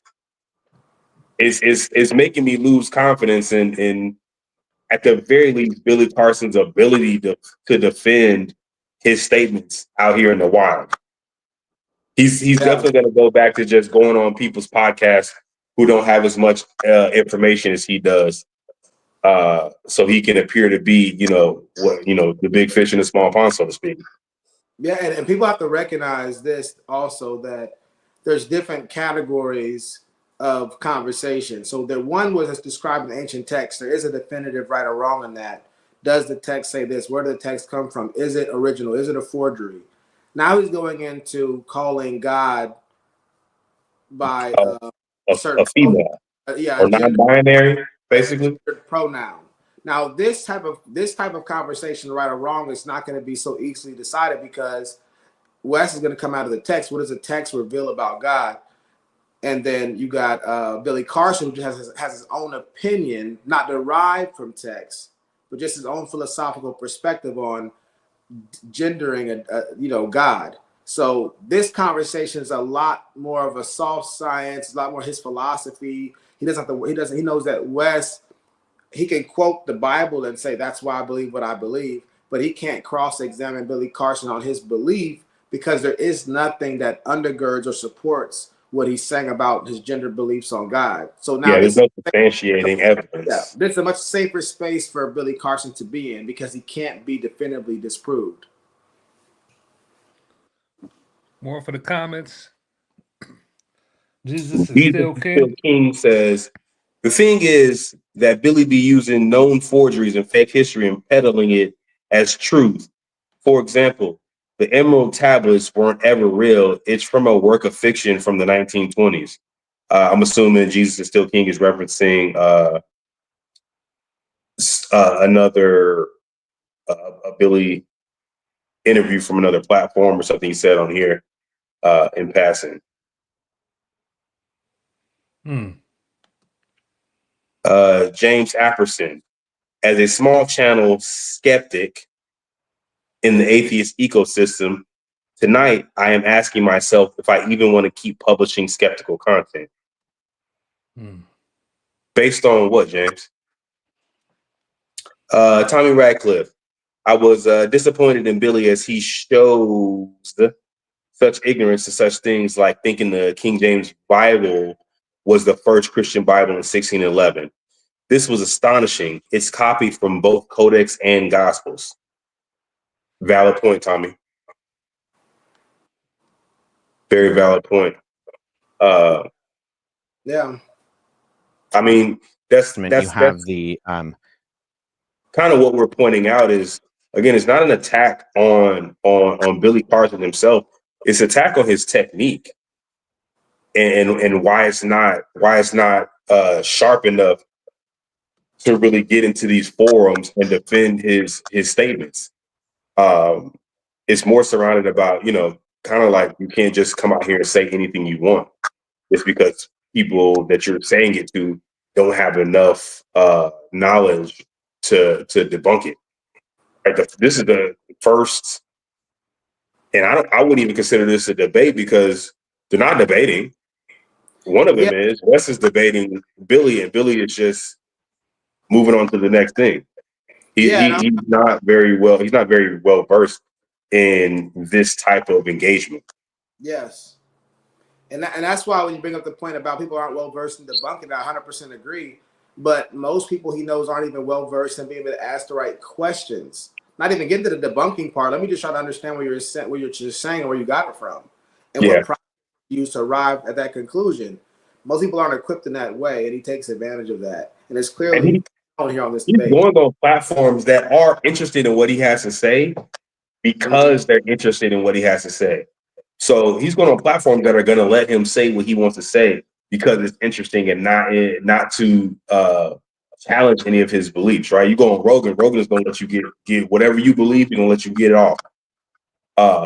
And he's going to ask questions that allow you to continue to, and that's not a bad thing. I'm not knocking Rogan. I'm just saying he's chosen to kind of peddle these statements, these beliefs, in places where no one is going to challenge. Well, you know what? Let me not say he's chosen. I don't want to put that on him because I don't know. But thus far, this is what he's done. These are the platforms that he's been on. No one's been able to. No one has challenged him. He's just going on places that want to hear what he has to say. Like, hey, let me hear what you got to say. And I'm not mad at that, but these things don't seem like they're peer reviewed because none of these platforms he's going on are peers. None of them are people that like Vulcan was saying are well equipped enough to debunk or even ask the right questions. Because it's not necessarily about debunking; it's about validating or verifying the information. Like, hey, where did you get this from? Why do you think this is true? What is this based on? These types of questions that go into intellectual debates, utilizing logic and reason.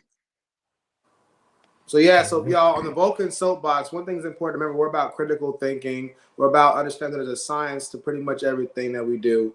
The guy mentioned earlier about being a skeptic in the atheist community. I don't know what that means exactly, so feel free to clarify. One thing I do want to say is people think being a skeptic just means not believing anything. It means it means questioning. And again, there's a science to questioning.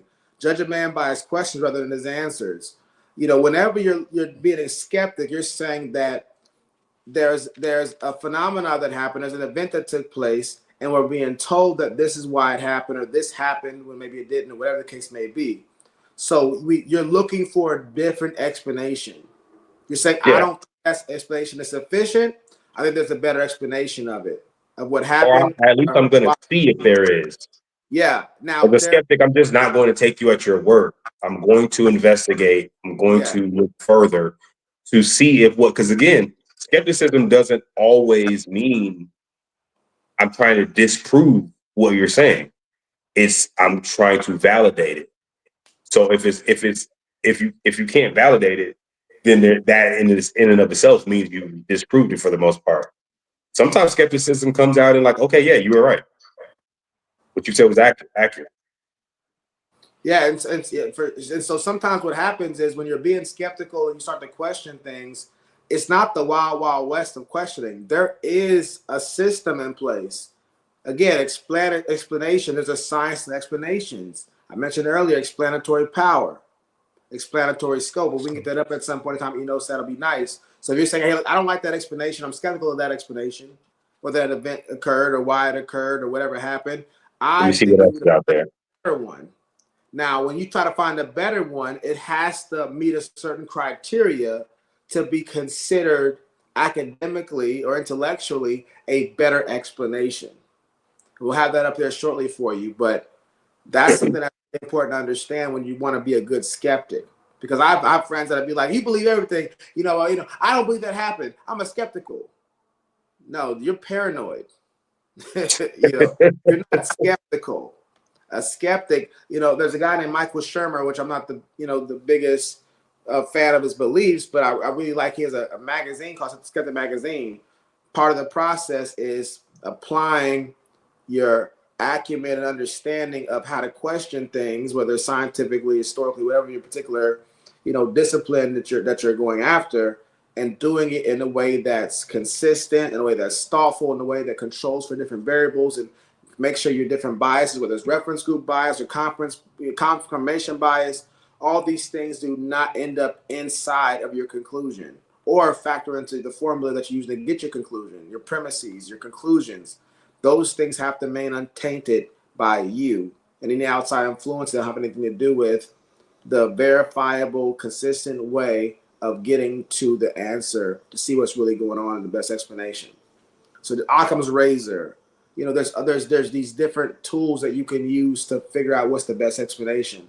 Audience, we got to know these things if we want to be able to have these conversations in a way that's meaningful and productive. One more comment before I pull up the definition. I realize that all these words we speak is just a bunch of senseless babbling. They mean nothing. God doesn't care about any of these terms we speak. It's all about vibrations and frequencies. Want to address that? I first want to ask about the little G on God. Talking about the same God we are?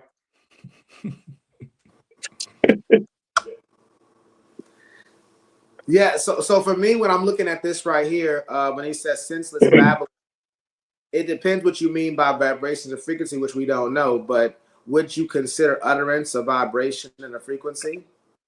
It does create vibrations So when you if speak. that's the case, then this statement here is contradictory on its face. Now, I'm not saying that to dismiss everything you're saying. There is something to vibrations. There is something to frequencies. Now, we may not agree on what that something is. One thing we can say is that babbling and speaking words have vibrations. They have frequencies. So we'll say frequencies and vibrations is the big umbrella. And then words and babbling is under that umbrella. So Saquon Cody, we have to say to that. We can continue. We can continue, Enos. That's good skepticism. Ask for clarification. What do you mean? I can't just accept your explanation outright. What else you got? Yep. So we got explanatory power on here. So audience, explanatory power is the ability of a hypothesis or theory to explain the subject matter effectively to which it pertains. Its opposite is explanatory impotence. So when you're being skeptical, in effect, what you're saying is that explanation is not powerful enough. It's not potent. I don't think that fits what's really going on. So I'll go over the criteria to meet the burden of the definition for explanatory power. if more facts or observations are accounted for.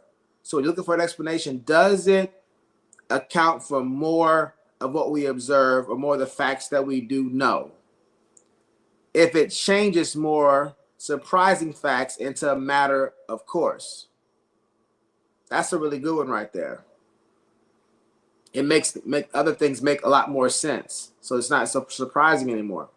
If more details of causal relations are provided, leading to a high accuracy and precision of the description. If it offers greater predictive power, it offers more details about what should be expected to be seen and not seen. That's a big one that I focus on a lot, predictive power. If you can take this particular explanation and you can extrapolate it out and you find out that, wow, if I take this particular one, I would expect to see this, this, and this. You see this in the scientific method as well, and in mathematics. And then you go like, they'll do a mathematical problem here and say, based off these projections, a comet should show up here in 2025, AD on May the 3rd.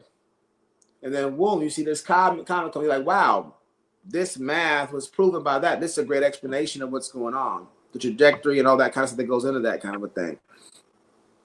If it depends less on authorities and more on observations, that's really big. It depends less on what people are saying and getting it from somebody else and more on what you can see with yourself empirically. If it makes fewer assumptions, that's really important. That's Occam's razor right there.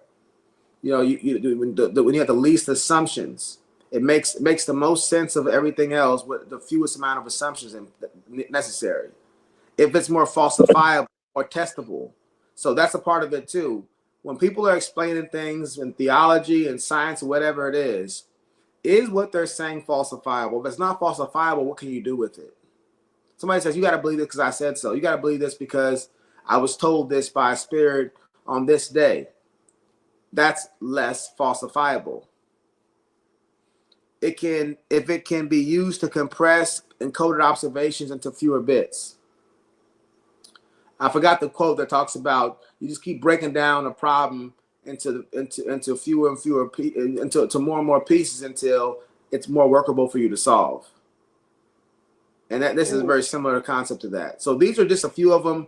We're not going to go much in detail. The main point that I'm making here is that there is a science to explanations, and the better you get acquainted with it, the more equipped you are to discern the truth and the falsities in what you're hearing.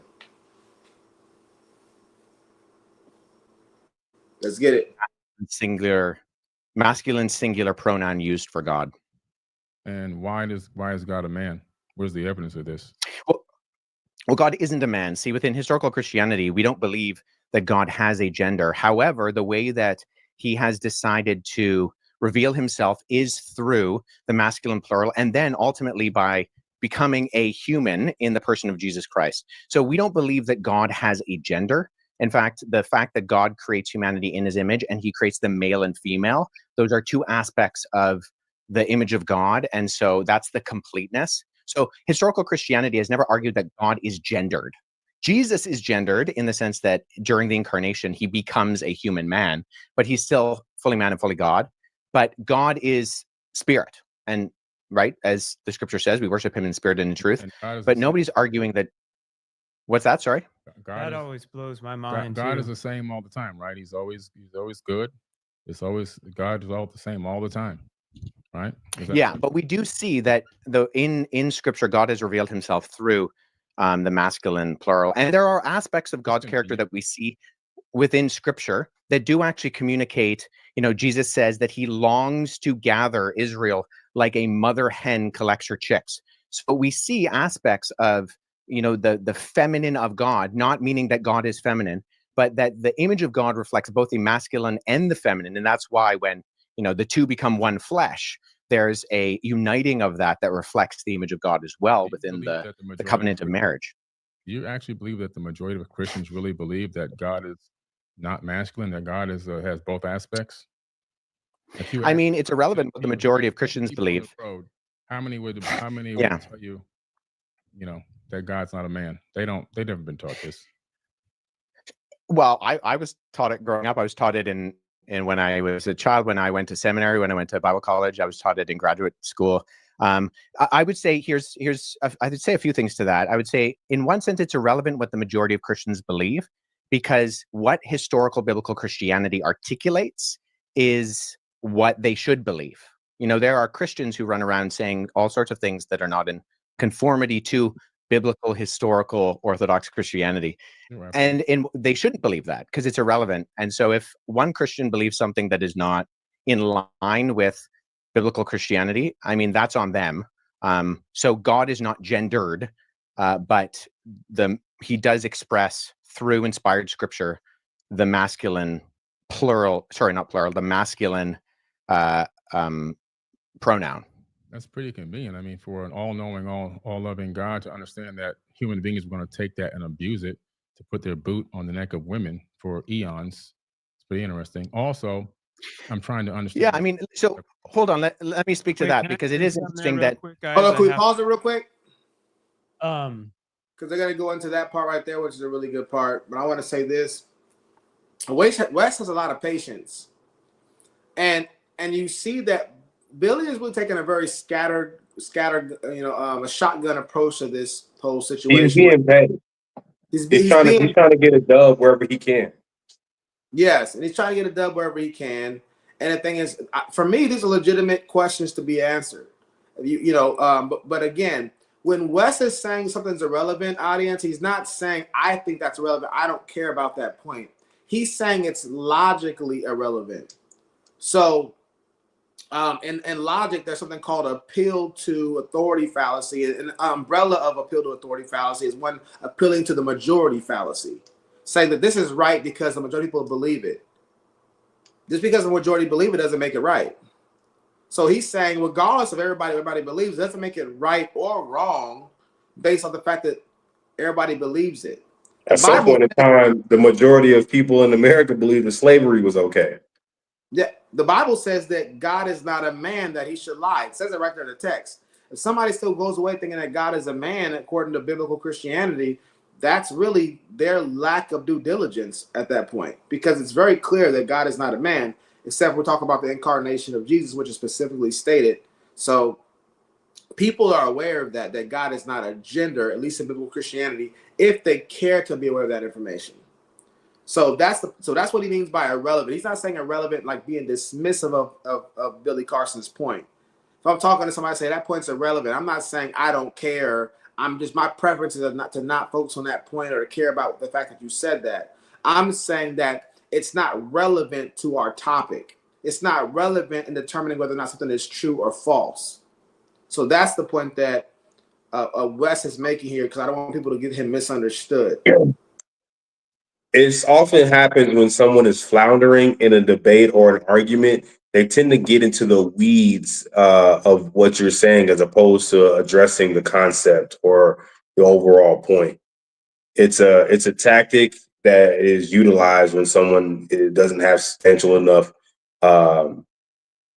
evidence or information to refute what's being offered.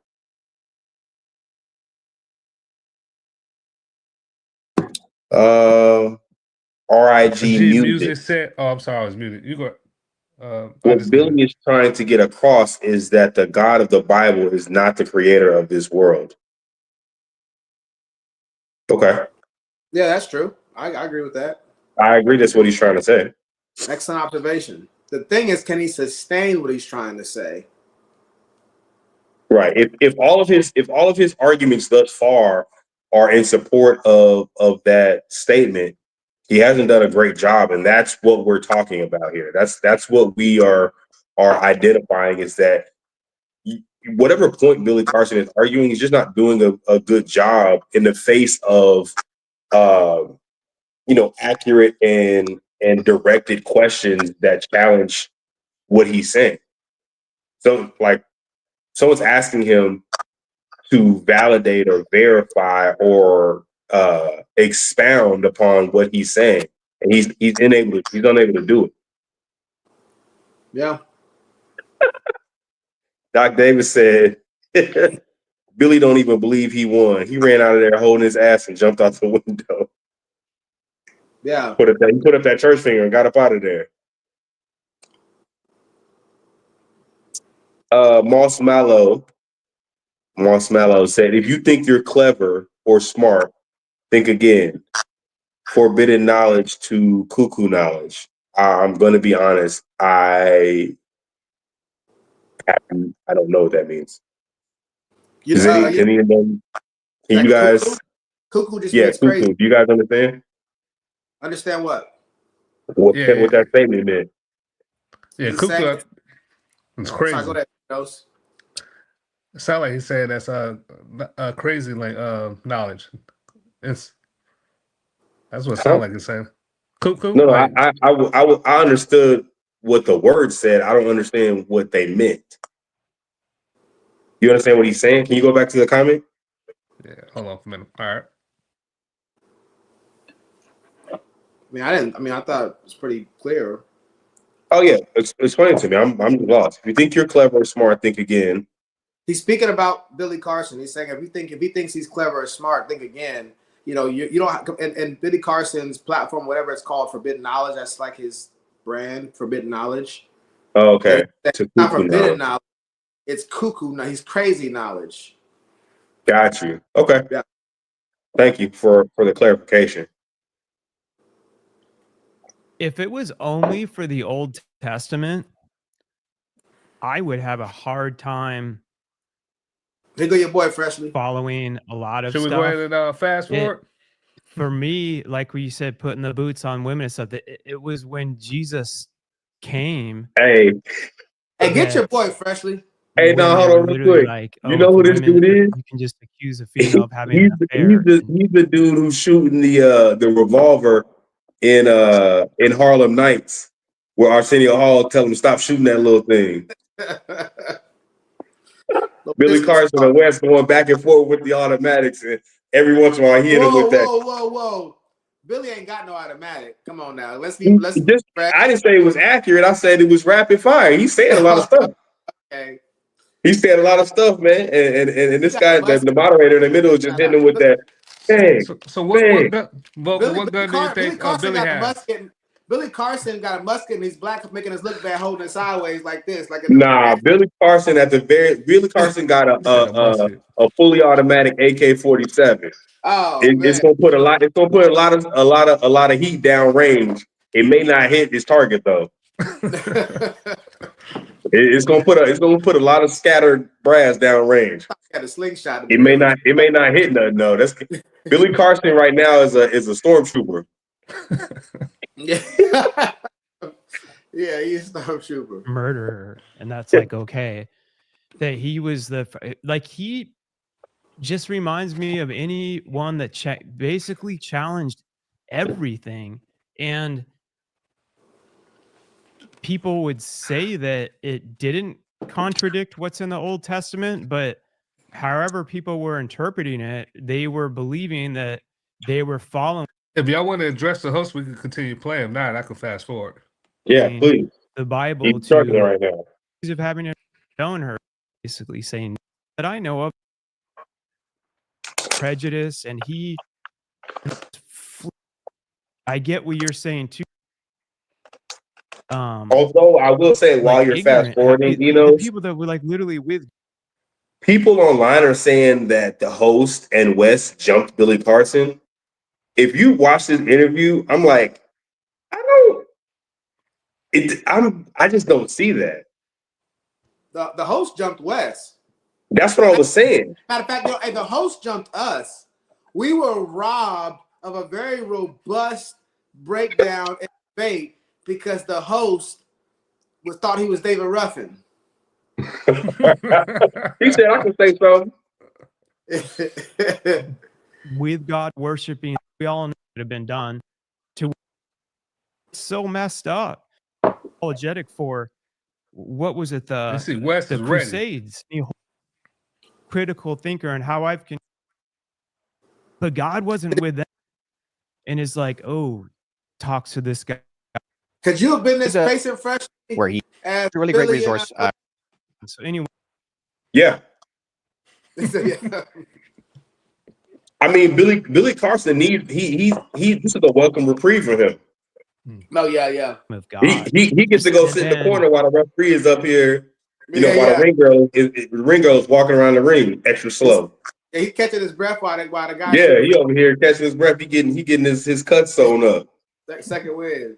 Man, he over there looking around that's like, the way man, I he's look at whooping things. my. But anyway, go ahead. I had to just throw in. Yeah. I mean, there's a really great resource written by a friend of mine, John Dixon. It's a book called Bullies and Saints, where he goes through a lot of the instances of we're obviously going to find abuses, and every human being is going to find a way to exploit whatever is presented to them. So in one sense, I think we can say, isn't it convenient that God used the masculine plural pronoun? The masculine pronoun. I keep saying plural. It's just a mistake. The masculine pronoun.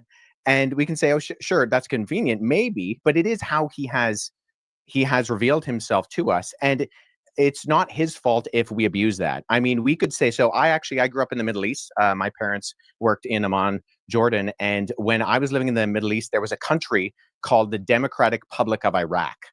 Now, just because democracy exists and people are going to name things democratic when they obviously aren't, doesn't mean we then judge democracy. I mean, think of the Democratic Republic of North Korea, right? Nobody thinks that that's an actual representation of democracy. So people are always going to abuse terms and ideas and concepts.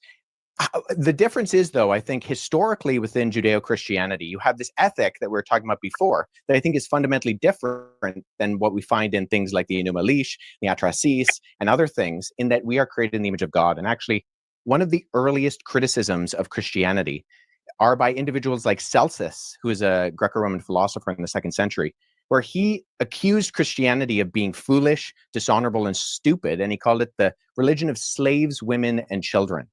Why?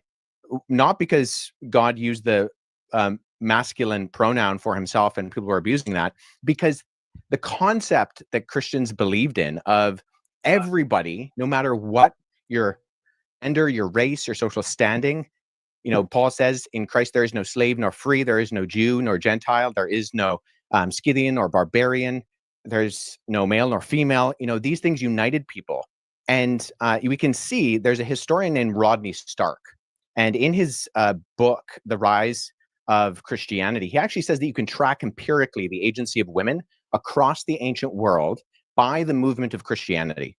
So that, in other words, whenever an area became populated by Christians, we see a direct correlation with the privileges and treatments of women that expand in time when the surrounding culture largely didn't view women as being fully human.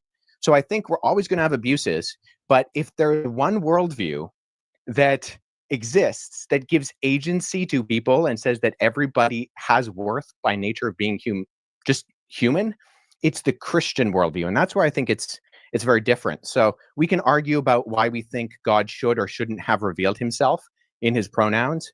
But I think that's actually irrespective of the historical reality that we see within the impact of Christianity, particularly on the West, but around the world, and how it gives agency to the marginalized. Wes, can I ask you one? So when because I'm always interested in this, like you were raised Christian. I always think. Can we pause it right there? About this. It's like my wife who's Muslim, and our beliefs at the core are.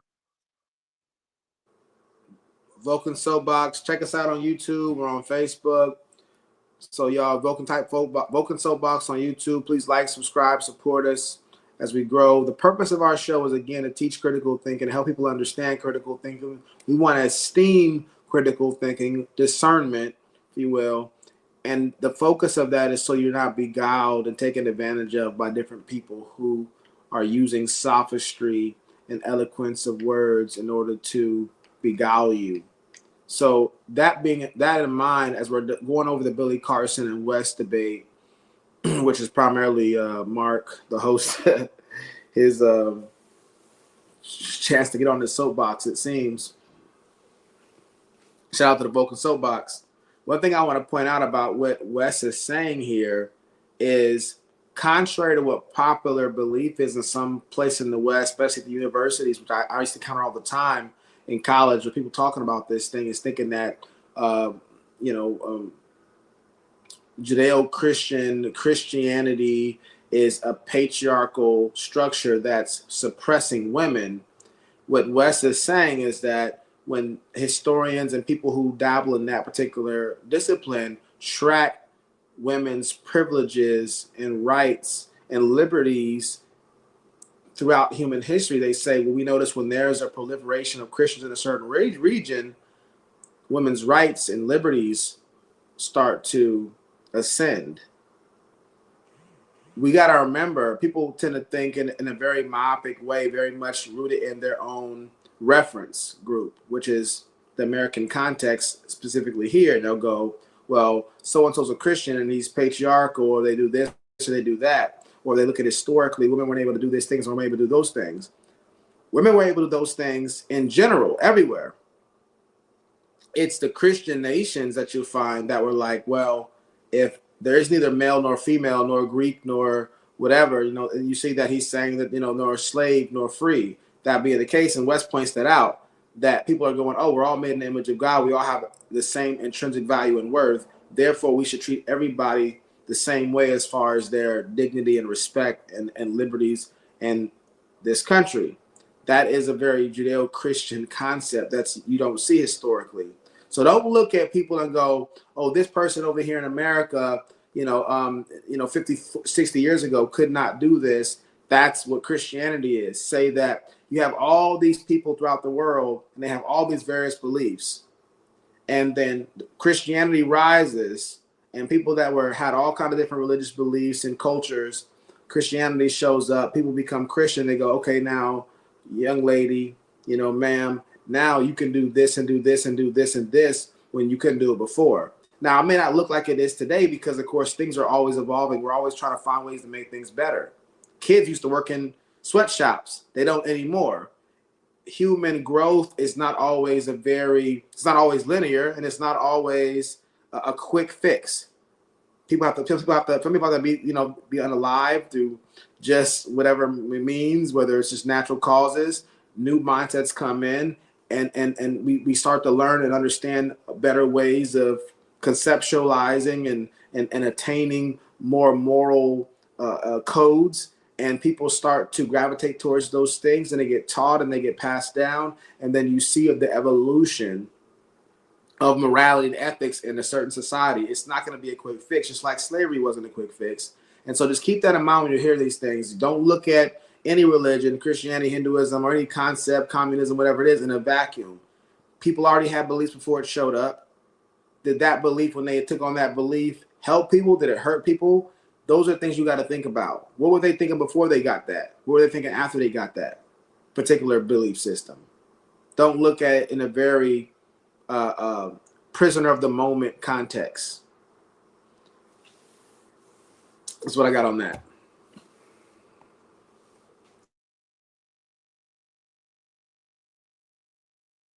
Are so similar, but there's some differences. And I wonder, like, if I was born in Sierra Leone, West Africa, where she was, I know in the Bible says Christ revealed, but C.S. Lewis is someone that I really respect because I'm an entrepreneur. I'm a think outside the box always, and we should be. No one should just be like sheep and follow what any of us are saying. Like, do your research on your own with everything, of course. But what led you, sorry, going back to C.S. Lewis real quick, he was a famous scholar who was once an atheist, set out on a journey to basically disprove the Bible. As he went to do that, are we not he skipping him himself anymore? found out that what are we doing? to be like one of the most historically accurate written books, which really shocked him.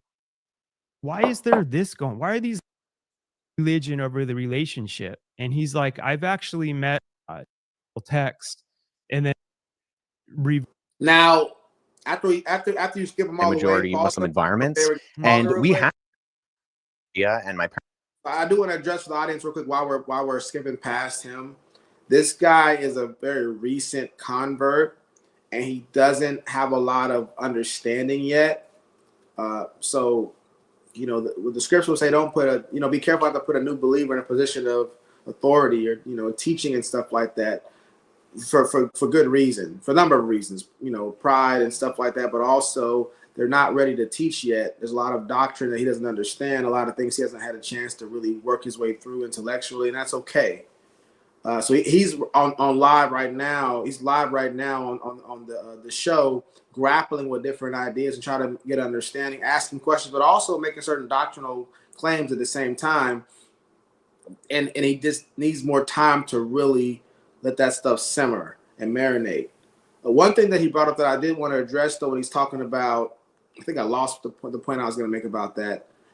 But just keep this in mind when you listen to him. Some of his points are logically irrelevant. I can't remember which one it was that he had mentioned before, but it was a point that was logically irrelevant.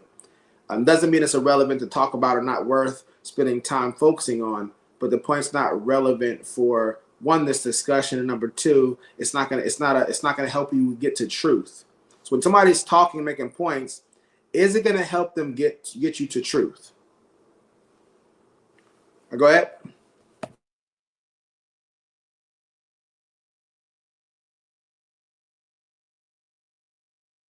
You muted, Fresh. You muted. Fresh, you muted.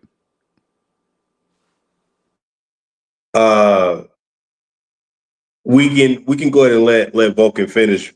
But beguile is going to be the word of the day. We've heard it several times throughout his admonishments and his dissertation. So beguile, transitive verb, to hoodwink, to engage the interest of, by, or as if by guile, or to lead by deception. So when Vulcan is saying that a lot of these entities similar to Billy Carson are using certain techniques to beguile the masses. This is what he's talking about.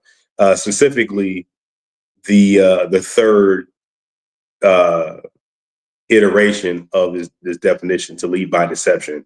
Also, though, the first iteration of it, hoodwink, beguiled her classmates into doing the work for her. So kind of tricked the masses.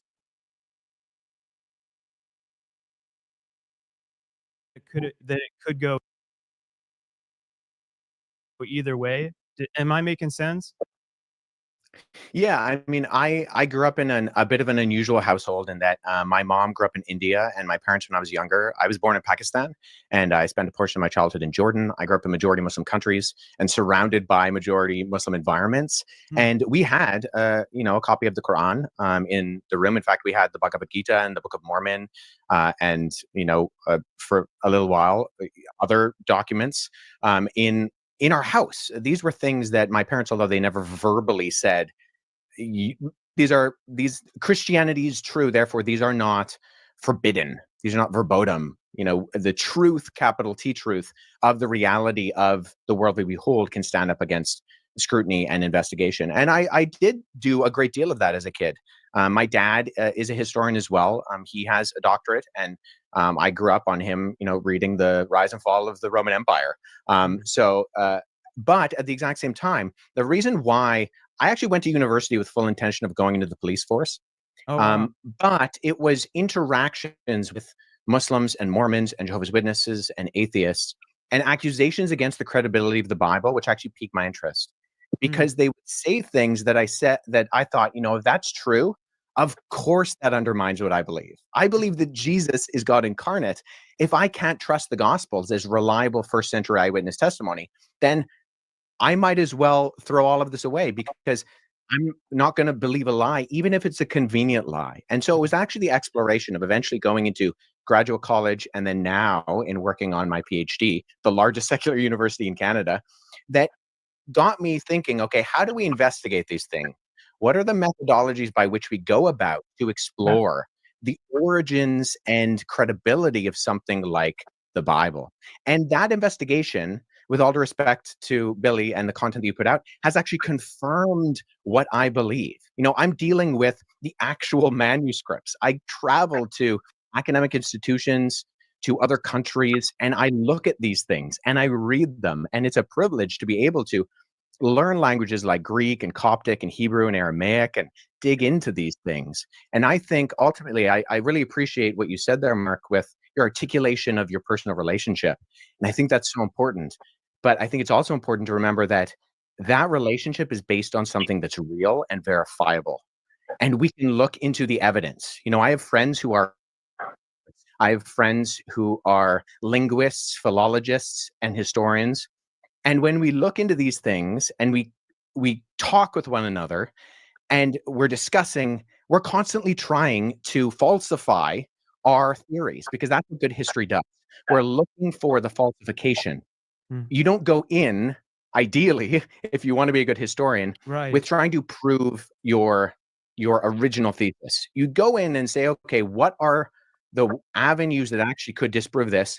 And then how do we engage with those in an appropriate and articulate manner? So what I believe is true, but I believe it based on the evidence of the actual documentation. You know, I've read a lot of the literature that you're talking about, Billy, the Numa Elish, the Atrahasis, the Bhagavad Gita, the Epic of Gilgamesh, and I've read some of them in their original languages because I've tried to be a good historian and go back into the primary sources. Or if I can't, engage with people like my friends who are Assyriologists, who are philologists, and try to not just go off of a translation, but the original. And I think I've found largely the opposite of the conclusions that you have made, Billy. And I know that you are very passionate about what you talk about, and I respect that.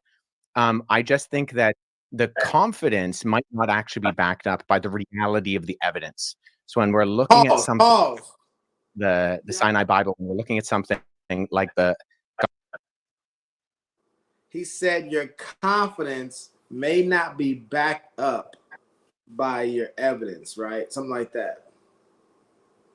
That's a lot. That'll preach.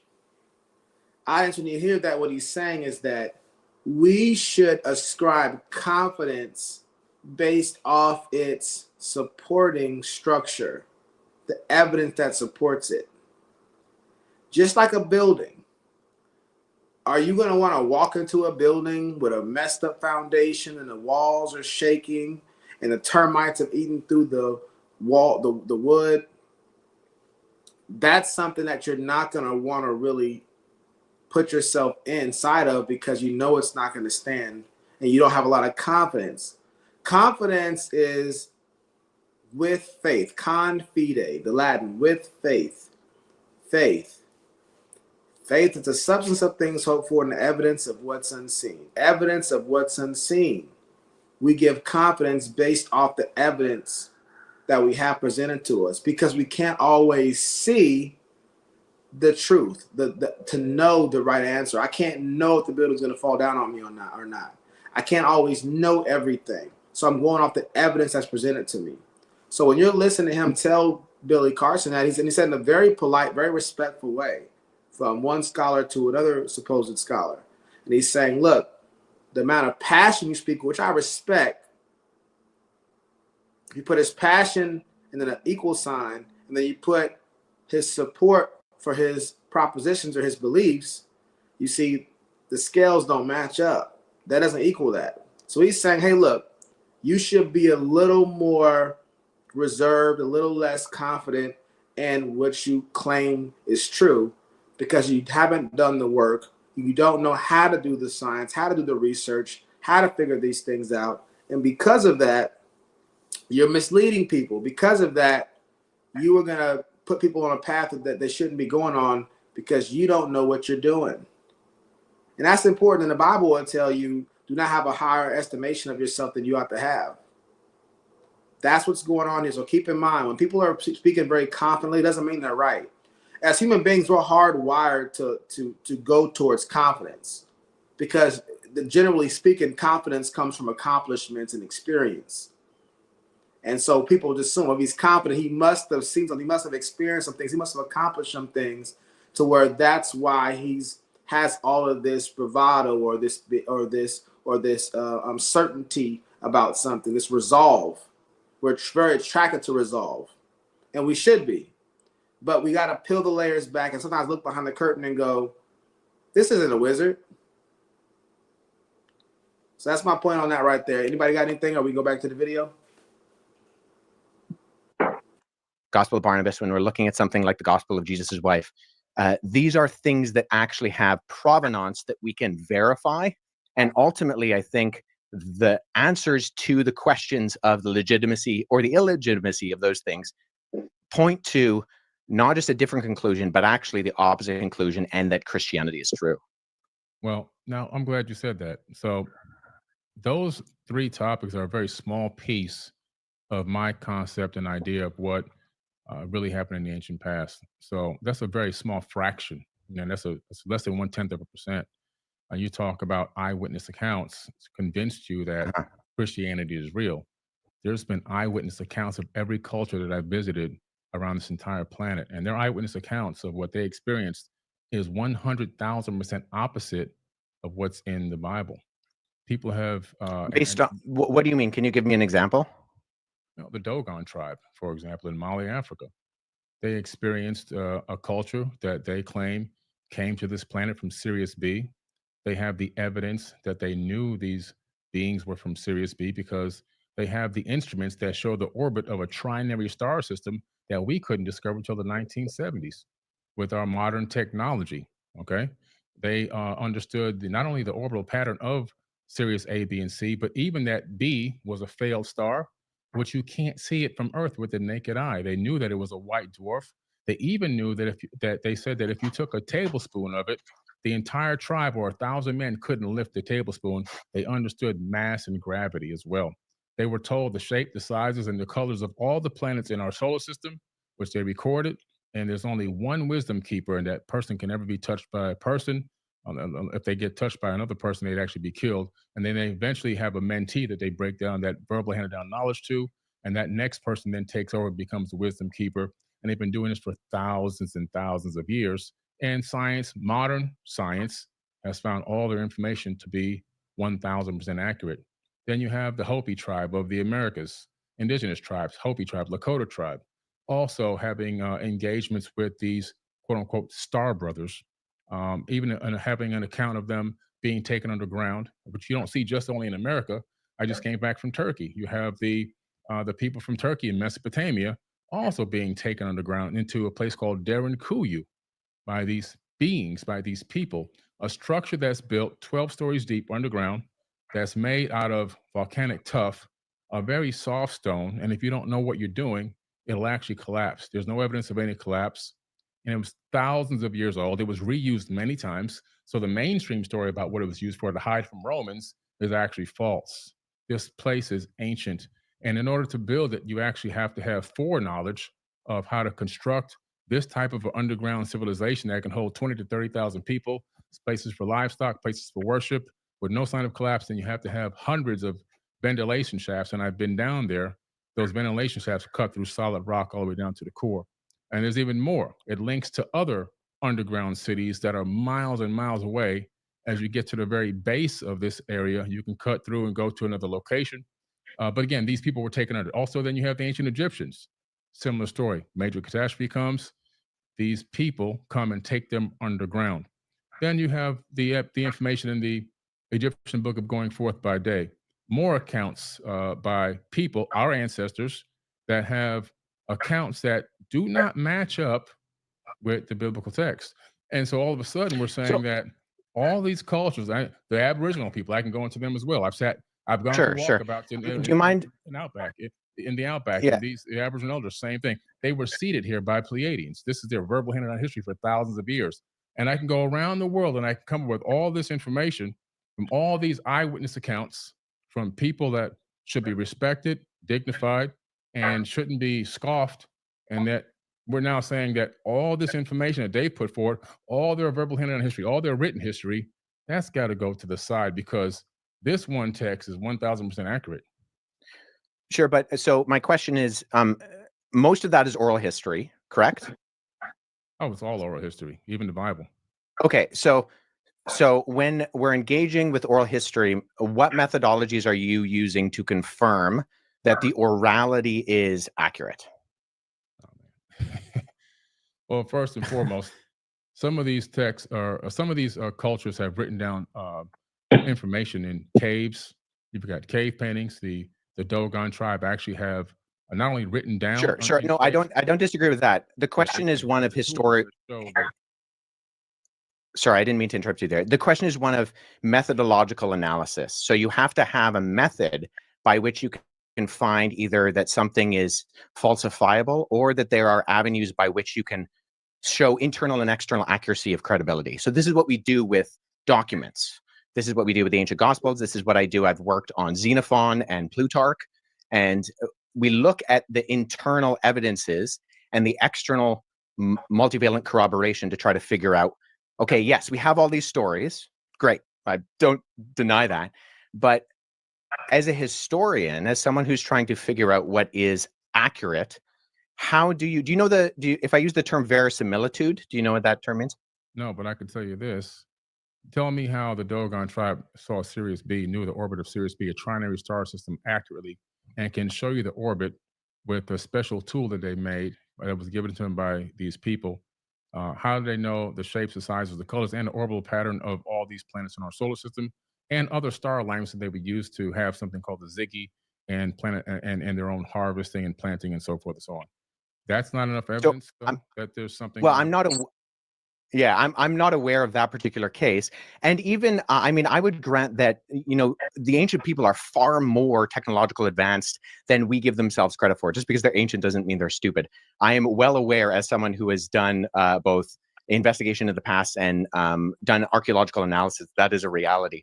My question is simply, okay, you have these stories or you have these accounts, you're referring to them as eyewitness testimony. How are you going about verifying that as that? Well, if the people had eyewitness testimony about Jesus, they then just wrote down their eyewitness testimony on a piece of paper or parchment paper or papyrus. So these people... Right. So that's where internal methodological analysis... Some of it's actually written down. So, I mean, it's the same exact thing. There's really no difference. Well, no. So you do internal investigations to figure out when something was dated. So something like so when I use that term verisimilitude before, that's something we as historians are looking for. It's a term that simply means the appearance or likelihood of truthfulness. So when you do historical analysis, it's an inference to the best explanation. So you have proof and you have data, and you're extrapolating that data on levels of probability. So some things can be confirmed as high probabilistically true, and other things are lower in their probability that they happened.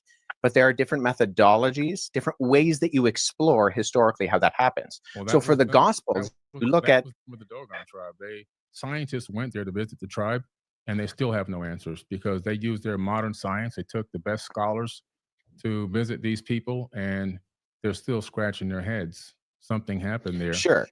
And I'm not even denying that necessarily, but the question is, okay, we need different levels of evidence and exploration, not just scientifically, but historically, to derive something as eyewitness testimony. Now we have mountains of that, and I'm more than willing to go into some of that with the Gospels as early eyewitness testimony that can be verified externally and internally. But nonetheless, the only reason I ask, Billy, is because I've listened to a fair amount of your content, and I'm unaware of the methods that you use to try to discern between what is an accurate source historiographically and an inaccurate source historiographically. That's the one right there. Well, does that make sense? I use getting in an airplane and traveling to these places, doing my own research, talking with indigenous cultures, and researching as much of the text that is available that I can possibly find.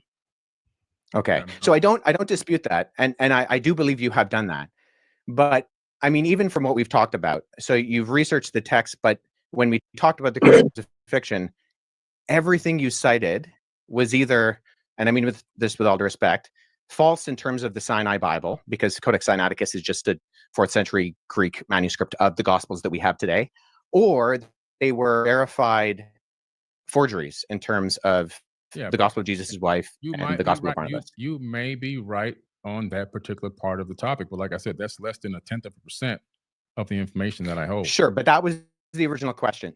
So so that's what I'm saying. I'm saying, okay, well, so I'm going off of what we've already talked about. So you said you explore the text. I don't deny that. But the evidence, by going off of what you have put forward in terms of the actual documentary evidence, is not just less than convincing in my respect, and I mean this with respect because I think you have done a lot of research. You've traveled to these places. I have too. Like, this is what I do as my career. But I'm not really getting indication, because in history we go to the primary sources in their primary languages, and when Mark asked, okay, why do you deny the crucifixion? The sources you used were not primary. Because you get into a really good point, but we can stop it there and we'll just start it back at like the 104 mark. We pick this back up again. But I want to focus on something he said, because he get into the source, which I covered a little bit. He's going to do a much better job and go in more detail about it. I want to focus on terms he used here when he says methodological analysis. And what that is, and it harkens back to something I've been mentioning earlier about having a certain process by which you attain discovery.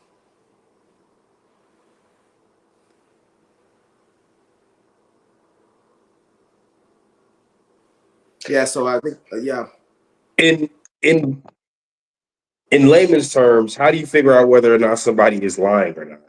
Yeah, there is a science to it. There is a science to it. We actually use a lot of these techniques in our everyday lives when we communicate with other people. If there wasn't a science to it, people would be able to tell you whatever they wanted to tell you in your day-to-day life, and you wouldn't know what's true and what's not. But there are ways to verify the information that you are taking in. Yeah. Absolutely. So methodological analysis, y'all, is a branch of philosophy. And what it's intended to do is, whenever somebody is arriving at certain conclusions, you want to know, okay, how did you arrive at that conclusion? And what you're asking is, what was your process? What was your process? What'd you do? How'd you? AKA, how you know? Yeah, how do you know? What did you do to know? What was, how'd you report? What was the study you did? How'd you conduct the study? Where'd you conduct the study? All these things you're trying to figure out, okay, like Billy Carson, you have these perspectives and beliefs. When you're looking at these ancient texts, you're traveling, you're doing this. I get how you're getting access to this stuff. But when you go from the text or the people group that you're studying, whatever tribe is, to go into, and I conclude this based off of my interactions with this material, these people, what was your process? How did you conduct your study? How did you conduct your analysis? What was your method? That's what he means by methodological analysis. Y'all, that's critical. That's critical. Somebody can be right and have a bad method. Somebody can be wrong and have a good method. But the thing is, when it comes to somebody claiming to be a scholar and being an expert, you would expect them to be using the methods, the best methods, the most efficient, the most accurate methods in order to get to their conclusions and their findings. And they will utilize those methods in most instances across the board, whether they believe it or not. Yes, these methods are you meant learn that. to. You learn that in school, especially in math, when your teachers ask you to show your work. Some people are good to do math in their head and they come up with the answer, but how did you get to this answer? That's a good point.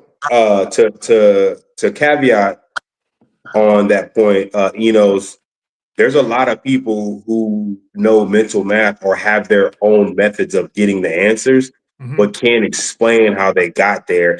And a lot of times it doesn't apply to every mathematical equation. So it's like this is where, I have this method. I saw on one of the social medias that I saw where a teacher was teaching a math hack for percentages, but it only works with percentages that both end in 0. So it's not something that you can apply across the board. Therefore, it's very difficult to verify if that's an actual method. What Billy Carson is doing is assuming that just because these societies are ancient or old, that they cannot have been inaccurate. but he has no technique to verify where So- their information came from or how they were understanding. He's just saying they said it, I saw it, I went there. They said it, so it's true, which is not.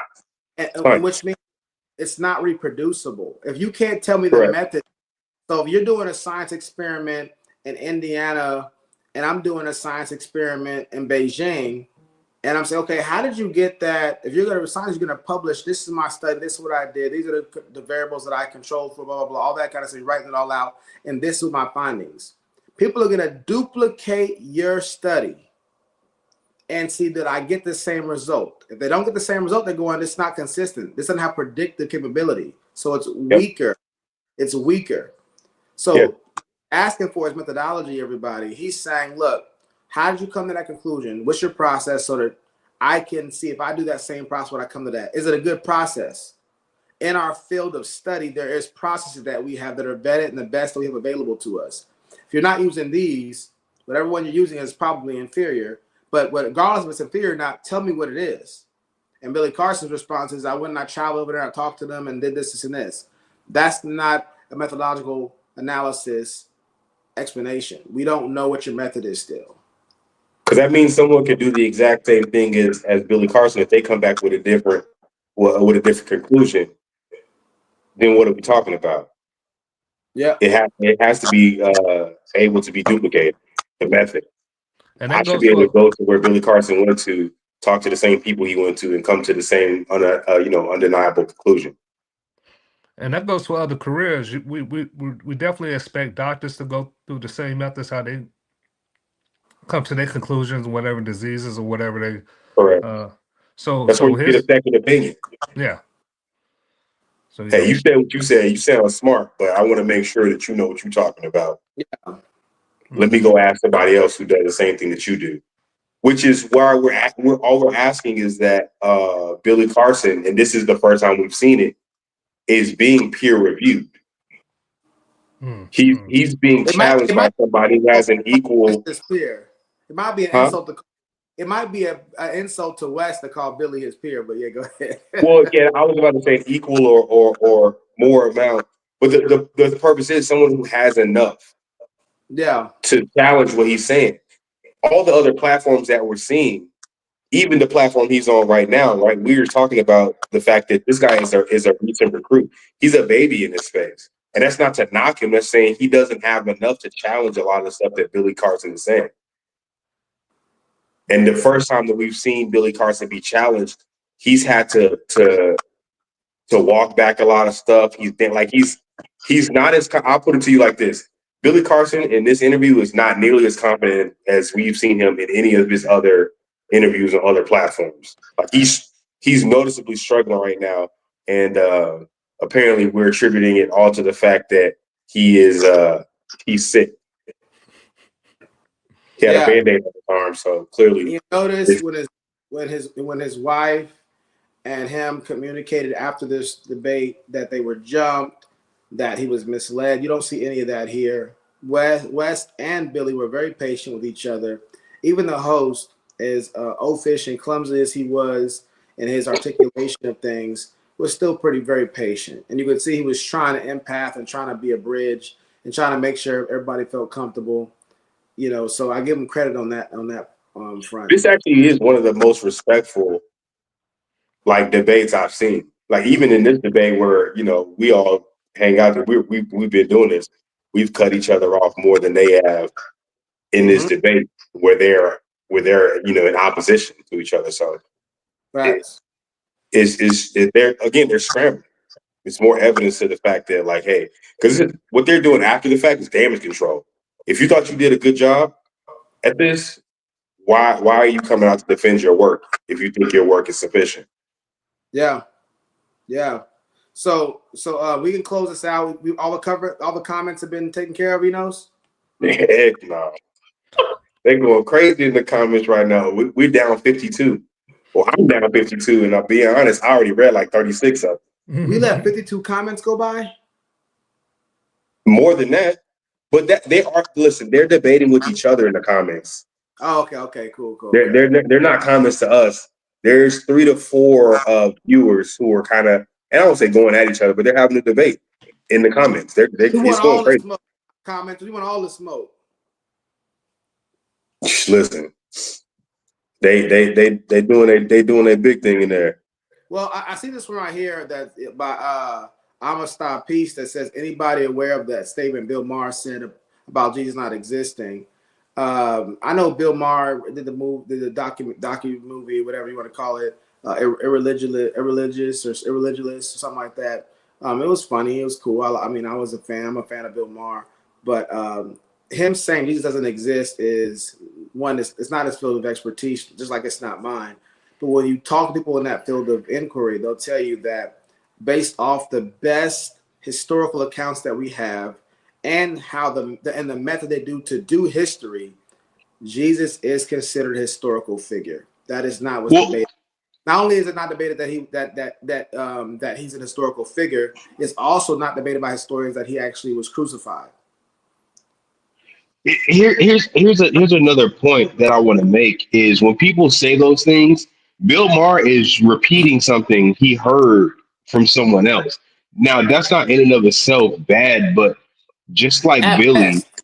at best, right? Just At worst, like that's Billy responsibility. Carson, no one is asking him to substantiate or further verify. Like he's just on that platform when he's having that interview.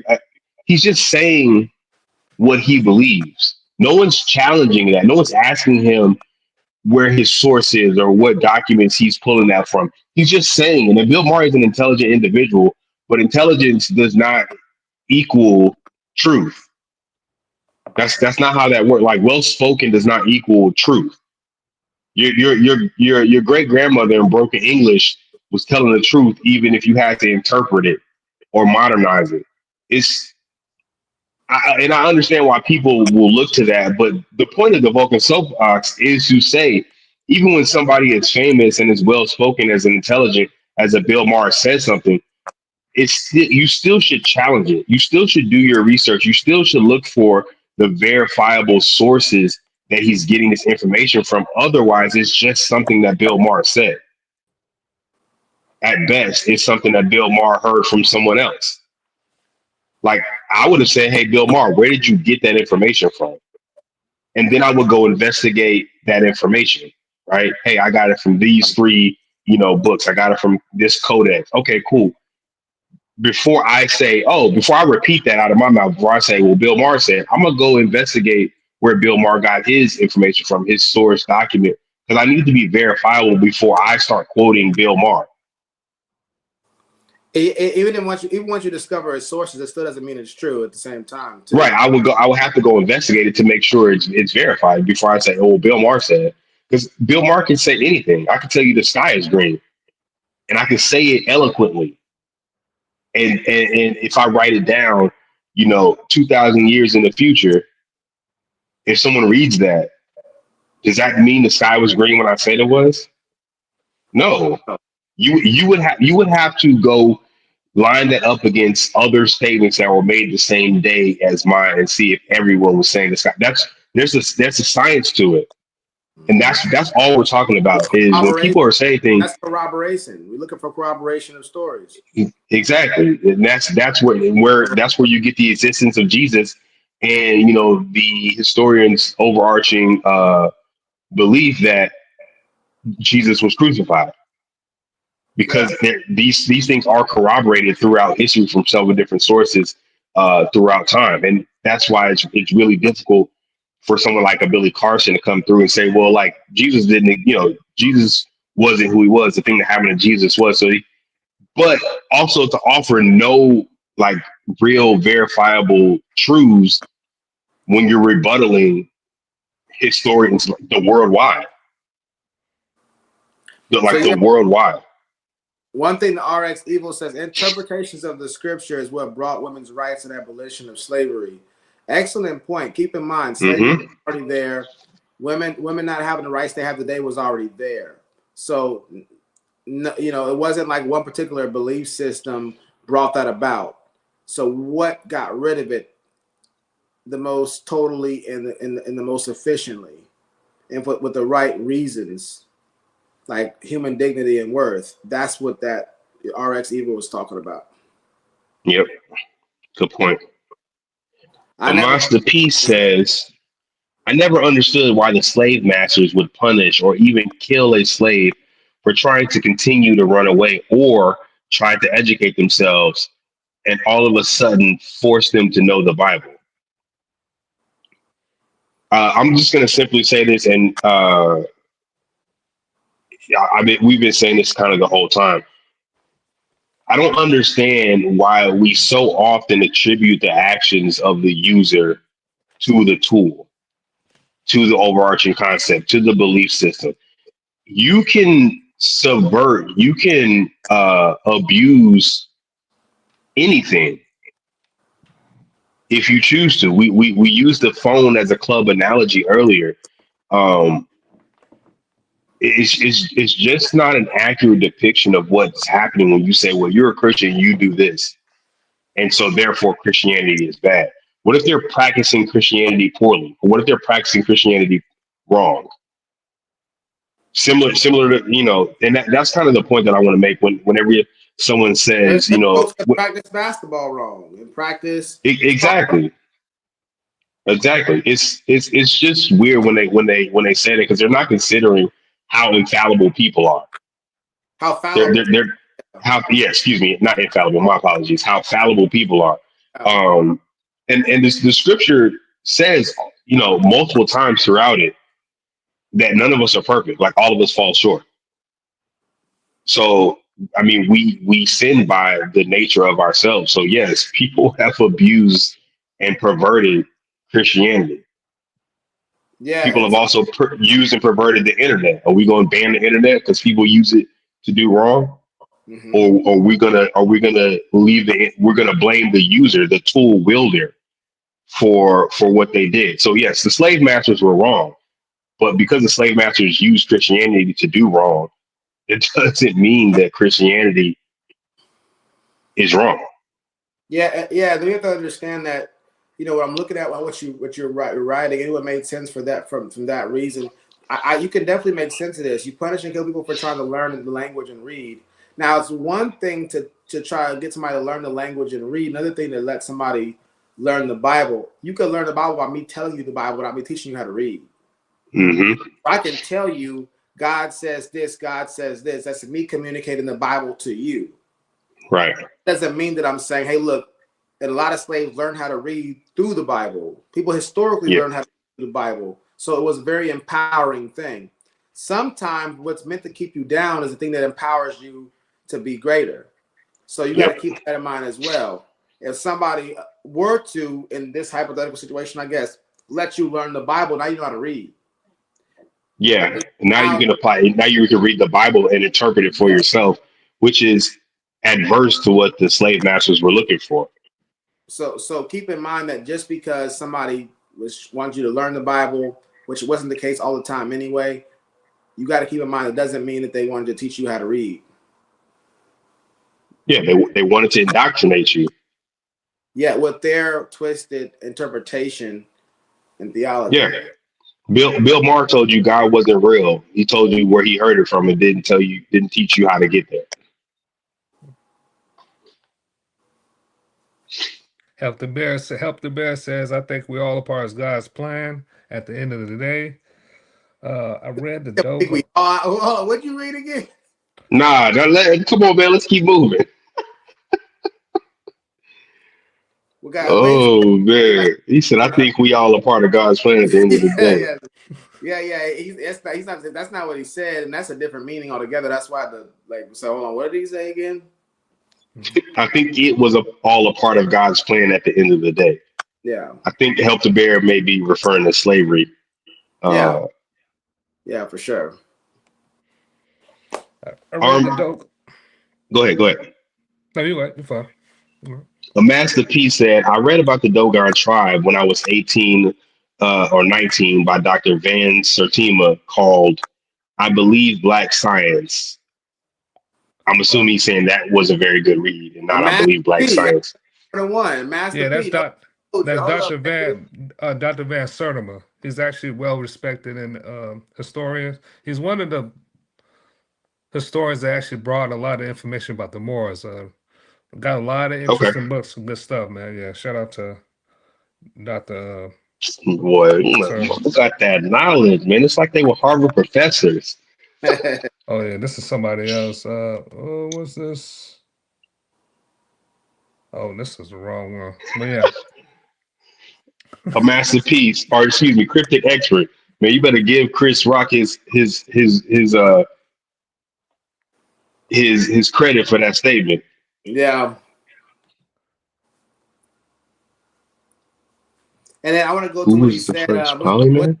What's the most purchased book in the world or whatever, referring to the Bible.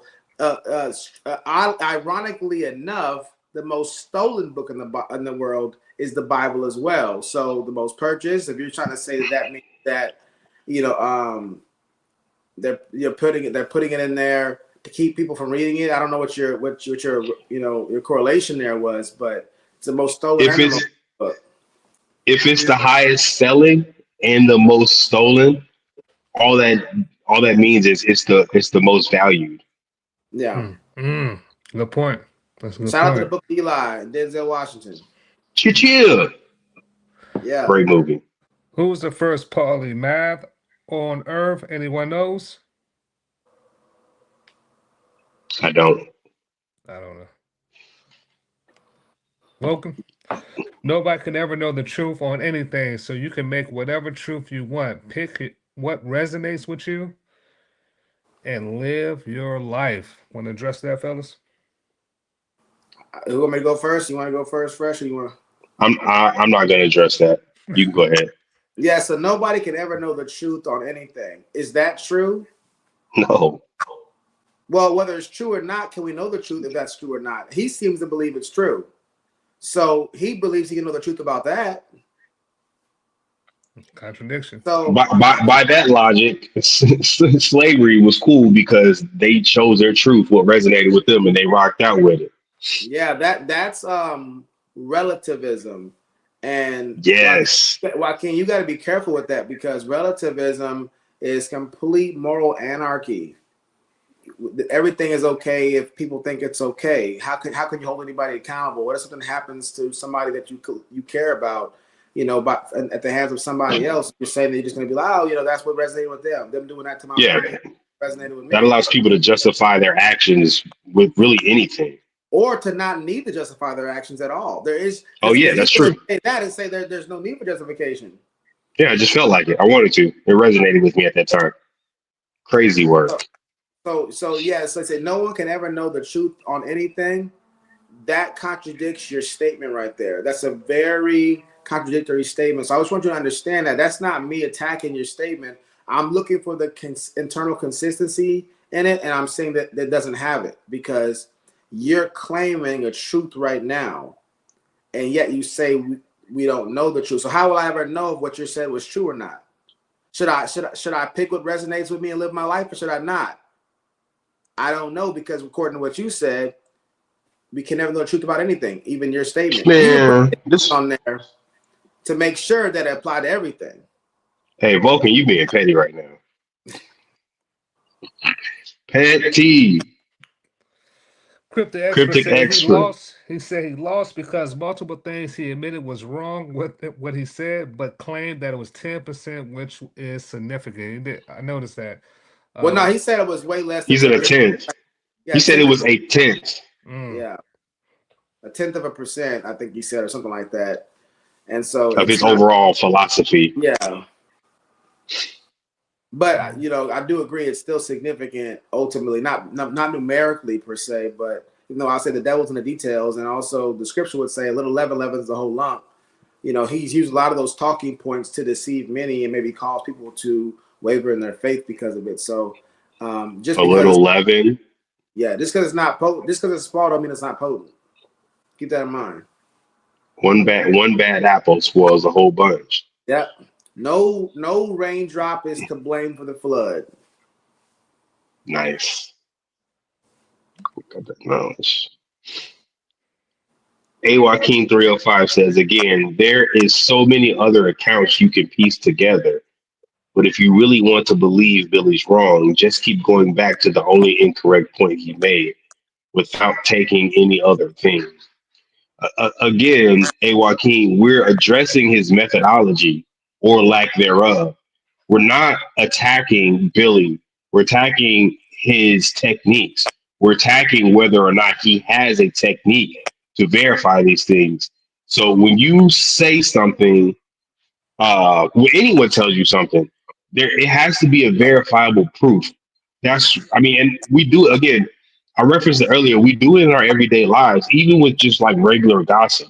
When your folks tell you something, you ask them how they know that. And then when they tell you where they got it from, you ask them again, how do they know? Like you whittle this stuff down, you 5 why this stuff down, you deep dive all this information to find out whether it's colloquially cap or not. We're not focusing on the one point that is wrong. We're focused on the fact that he's the foremost expert and the main point that he's making is inaccurate, admittedly. So this is not a conversation that Billy is having amongst 3 or 4 people and someone called him out and said, I think that's inaccurate. He was like, you know what, my bad, I misspoke. This is a point that he's made for multiple years across multiple platforms. And apparently at no point in time verify whether it was accurate or not. And the first time someone challenged it, he immediately acquiesced and said, you know what, I misquoted. So we're not focusing on the one thing. We're focusing on the fact that if it was so easy to disprove, what methods are you using to prove any of the stuff that you're saying? Tell us the methods. Tell us your methodology. Tell us the science behind what you're saying. Or are you just saying things?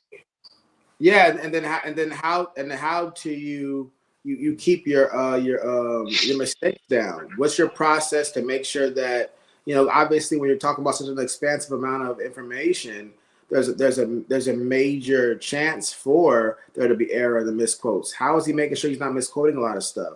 Lawyers may have researchers and stuff like that. Scientists, people have researchers to make sure and edit their work and to check who is doing that, who's cross-examining them, who's editing his material to make sure he's got the right source for the right information. Another piece. His wife is. Yeah. Another point I want to make is it's not about just being wrong about a certain point. Wes quoted a particular text. I'm sure I've said some things on this show that were incorrect. And the thing is, Wes made a point when he quoted a certain scripture, and when he said that, talking about the gender thing, and he was talking about how Jesus was going to gather Israel to himself, but I think it says his children. How often I want to gather Israel's children to myself, like a mother hen. Yeah, but he left the children part out. If I heard it correctly, maybe I'm wrong on that. Maybe I'm the one that's wrong right here. But that wasn't central to Wes's overall point. If he left that point out, it doesn't strengthen or weaken his point. The point is still remain potent. So we're not nitpicking for the sake of nitpicking somebody being in error. But if this particular point is a supporting structure for his conclusion, and that becomes shaky or incorrect, then now we have to tear the whole thing down and start again. Even just to address the point that Wes was making about that particular statement in text, like just from a methodology standpoint, I would question what other examples did we have of children being gathered in nature that you could use as an analogy, like in nature, because he was essentially saying that God has no gender. And this is one of the statements that talked about it. But where in nature do you see the male parent gathering the children to him? That's typically a mother thing. So if I want to gather my children to me, I'm going to align it with something in nature, and typically it's the mother. So that's the type of questioning that you want to do when someone makes a statement. You want to go down and see like what context was that statement made in? What are they, during it? I mean, you have to consider so many things, and you can't just take people at their word, whether you like what they're saying or how they're saying it or not. Yeah, facts. So I'm a stop piece. Said Billy talks about the tablets and other texts, but I always question how we know who translated did so correctly and not to their own benefit to enslave. So I don't exactly. Yeah, I don't know if you're talking about the Bible or talking about other kind of texts and stuff like that, but they have a way of determining if it's being translated correctly, just like we do with Spanish and Italian and stuff like that. There's ways to determine. Match it up against other corroborating texts. That's absolutely right. So we know how to do that. I'm gonna stop. Peace. Absolutely. I wonder which text out there details or warns of such divisive tactics. So I'm assuming he's referring to a specific text. Yeah. The Bible's one that warns against those type of divisive tactics. So, Boom, boom. yeah, I'm a stop piece at exactly. Heru, the ancient son of Osiris, and Isis was depicted as a black man or African man. Then came to the Bible where it claimed he is Heru in the ancient Egypt writings, but became a white man. But in the Bible, where it's claimed, no, the Bible doesn't address any of those figures like that. So, I don't know where you're getting that from. Now I want to smoke with the moderators. I don't know, moderators isn't us. Yeah. I'm with it. What would you want to get smoked with? What topic? Oh, okay. Oh, you feeling strong today? Froggy? He said pick the. No, I'm talking about you. I'm gonna make you boys strong. Scrowl. He said, "What you want to get smoked with? Pick the weapon, bro. Any place, any time, I'll smoke you." Maybe he's talking about the guy Mark in that debate, but it's plural, so he said moderators, plural. Yeah. So I don't know, but yeah. Enos, we got anything else? We covered the comments. I'm telling you, bro, it's a lot more. Listen, it's a lot more than that. Well, yeah. I don't know. I don't know if they're relevant, but there is just a lot more.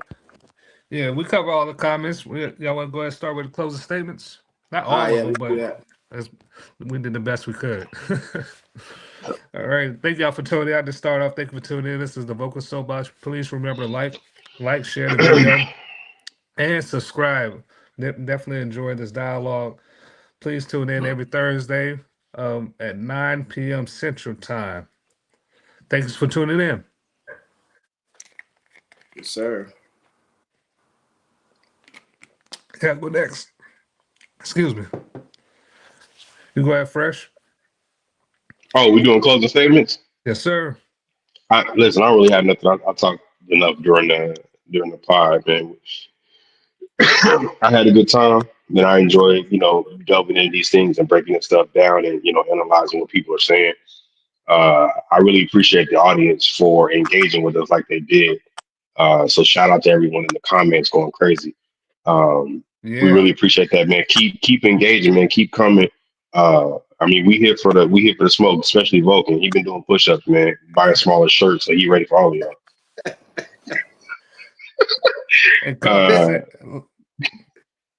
No, I'm good. Okay. LOA. Compass, thanks for the clarification. I appreciate the encouragement on the show. Definitely tune in. We're gonna be doing part 2 on we might have to do something a little earlier than Thursday, but we'll talk more about that. But we do a show every Thursday. So definitely keep checking us out. We love to have you on the show if it's a certain topic that stands out to you and you really want to talk about it. But yeah, everybody understand the Vulcan Soapbox is about being critical. Thank you. I'm a stop. Peace to you as well. About being critical. Anybody we've covered on our show, whether it's Dr. Umar Johnson, Billy Carson, Tariq Nasheed, Andrew Schultz, whoever it is, the pilot, all these different podcasts, stuff like that. It's never from a place of hate. I could be a fan of you and still be critical of the stuff you're saying. Or I can not be a fan of you at all and be like, that's a good point. So I don't. The point is, you should do that. You know how they say the first rule of real estate, never fall in love with the property. I'm in real estate business anyway. I'm the same way. I'm not gonna let my love or lack thereof for the character influence how I vet and discern what they're talking about. That's what it's about. We're after truth. So everybody keep that in mind. What's up, Fresh? I just want to interrupt real quick. What Vulcan is talking about is what some of these intellects or eloquent speakers are counting on you doing. That's why they're so charismatic. That's why they speak so charismatically, because they want you to feel like they know enough to where you don't have to question what they're saying. So oftentimes they're taking advantage of the fact that you're impressed with how they say things. Yeah. Or the Fact. All right, y'all want to address one more comment before we close out? We can do that. Stay up, y'all, or what? Oh. All right. Religion is an excellent stepping stone into spirituality, but at some point you realize everything is perfect is within you. That's what Jesus was talking about. Yeah. You want to tap it first? Or you want me to tap it first? I don't like that. I want you to change your phrase. I'm like, no Diddy. No Diddy. Hey, yo. Wow. Wowzy. That's crazy. Wow. Please. Please. Nah. You got it. You got it, Vulcan. Yeah. Yeah. So he says religion is an excellent stepping stone into spirituality, but at some point you realize everything that is perfect is within you. That's what Jesus was talking about. So I'll start with the last part first. That was not what Jesus was talking about. It's actually the complete opposite. Orthodox Christian view on the nature of man and internally and externally.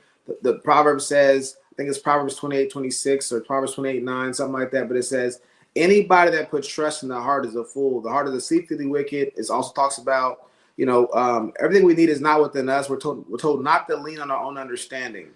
So all that's to indicate that no, all that's in us is not all that we need. We need things from outside of ourselves. We are sometimes downright foolish with the stuff inside of ourselves. The Bible also talks about how foolishness is bound in the heart of a child, and that rod shall separate it. And in my childhood, I know I got that foolishness separated from me many a times, thanks to my parents. Many a time. So gotta beat it out of you. every report card I was needed that foolishness taken up out of me. But so that's the first part of it. That's not what Jesus' message was. And then the former part of what he was talking about, as far as religion's a great interest in the spirituality. This we're not going to be to cover all this in one topic. I just want to leave this for the audience to consider when it comes to spirituality versus religion. So I'm going to phrase it a little bit different here to create this dichotomy that we can work with. Is what you got: organized religion, which is what he's talking about, and then you have spirituality, aka what I would call disorganized religion. Disorganized religion, meaning that it's not nearly as rigid, which can sound good to a lot of people that want to be free flowing and move about as they so please. But the difficulty with things that concepts and things that are not as rigid, they can be helpful artistically. They can be helpful for expression and creativity, so we can appreciate them for that. But they're not good for building things. They're not good for structures. Your building is going to be very rigid. Things that we need every day have ridges on purpose. We need those things to help grip it. We know what it is. We know when it's not. We know where it starts. We know when it stops. Organized religion provides that. Spirituality or disorganized religion doesn't provide the structure. That's why spiritualities don't thrive as well. They don't last as long, because it's not an incubator for science and development. It's not an incubator for mathematics, because mathematics is very rigid. And you don't get rigid out of non-rigid. You have rigid that produces more rigid, or organized produces more organized. So disorganized religions like spiritualities and stuff like that we're talking about, those things are not a good base to get predictable models. That's why they're not as good. When we keep it in the unempirical, it may seem cool to some extent, but organized religion provides the substance you need to be able to do the things we all do every day. And when you look at the historical record, you see it. And I'm not just talking about Christianity here, Judaism, I'm talking about Islam and other religions were a lot more well thought out and written out and more scalable and more predictable. I mean, you see it in traffic patterns. You see it in teaching methods. Yes. You see it all across in life. You standardize things in certain spaces, so everyone operates on the same standard. That way, that's how you keep the structure. That's how you keep things in line. Yes. If you get anytime within the structure, you see people doing what they want, it's typically frowned upon because it's causing chaos. Yes. Yeah, and this what to AYK305. What you're speaking on, this is Gnosticism. What you're speaking on, that's what separates Christianity from a lot of these earlier religions or spiritual practices before Christianity. Uh, Christianity is based on a God that's outside of them. So, and this is what you speak about. I just want to clarify that. Yeah, Absolutely. man. So with that, y'all, Absolutely. good. Thanks for tuning in the show. Check us out for our next episode. Peace. I'm not doing that, guys. All right, Y'all niggas- fellas.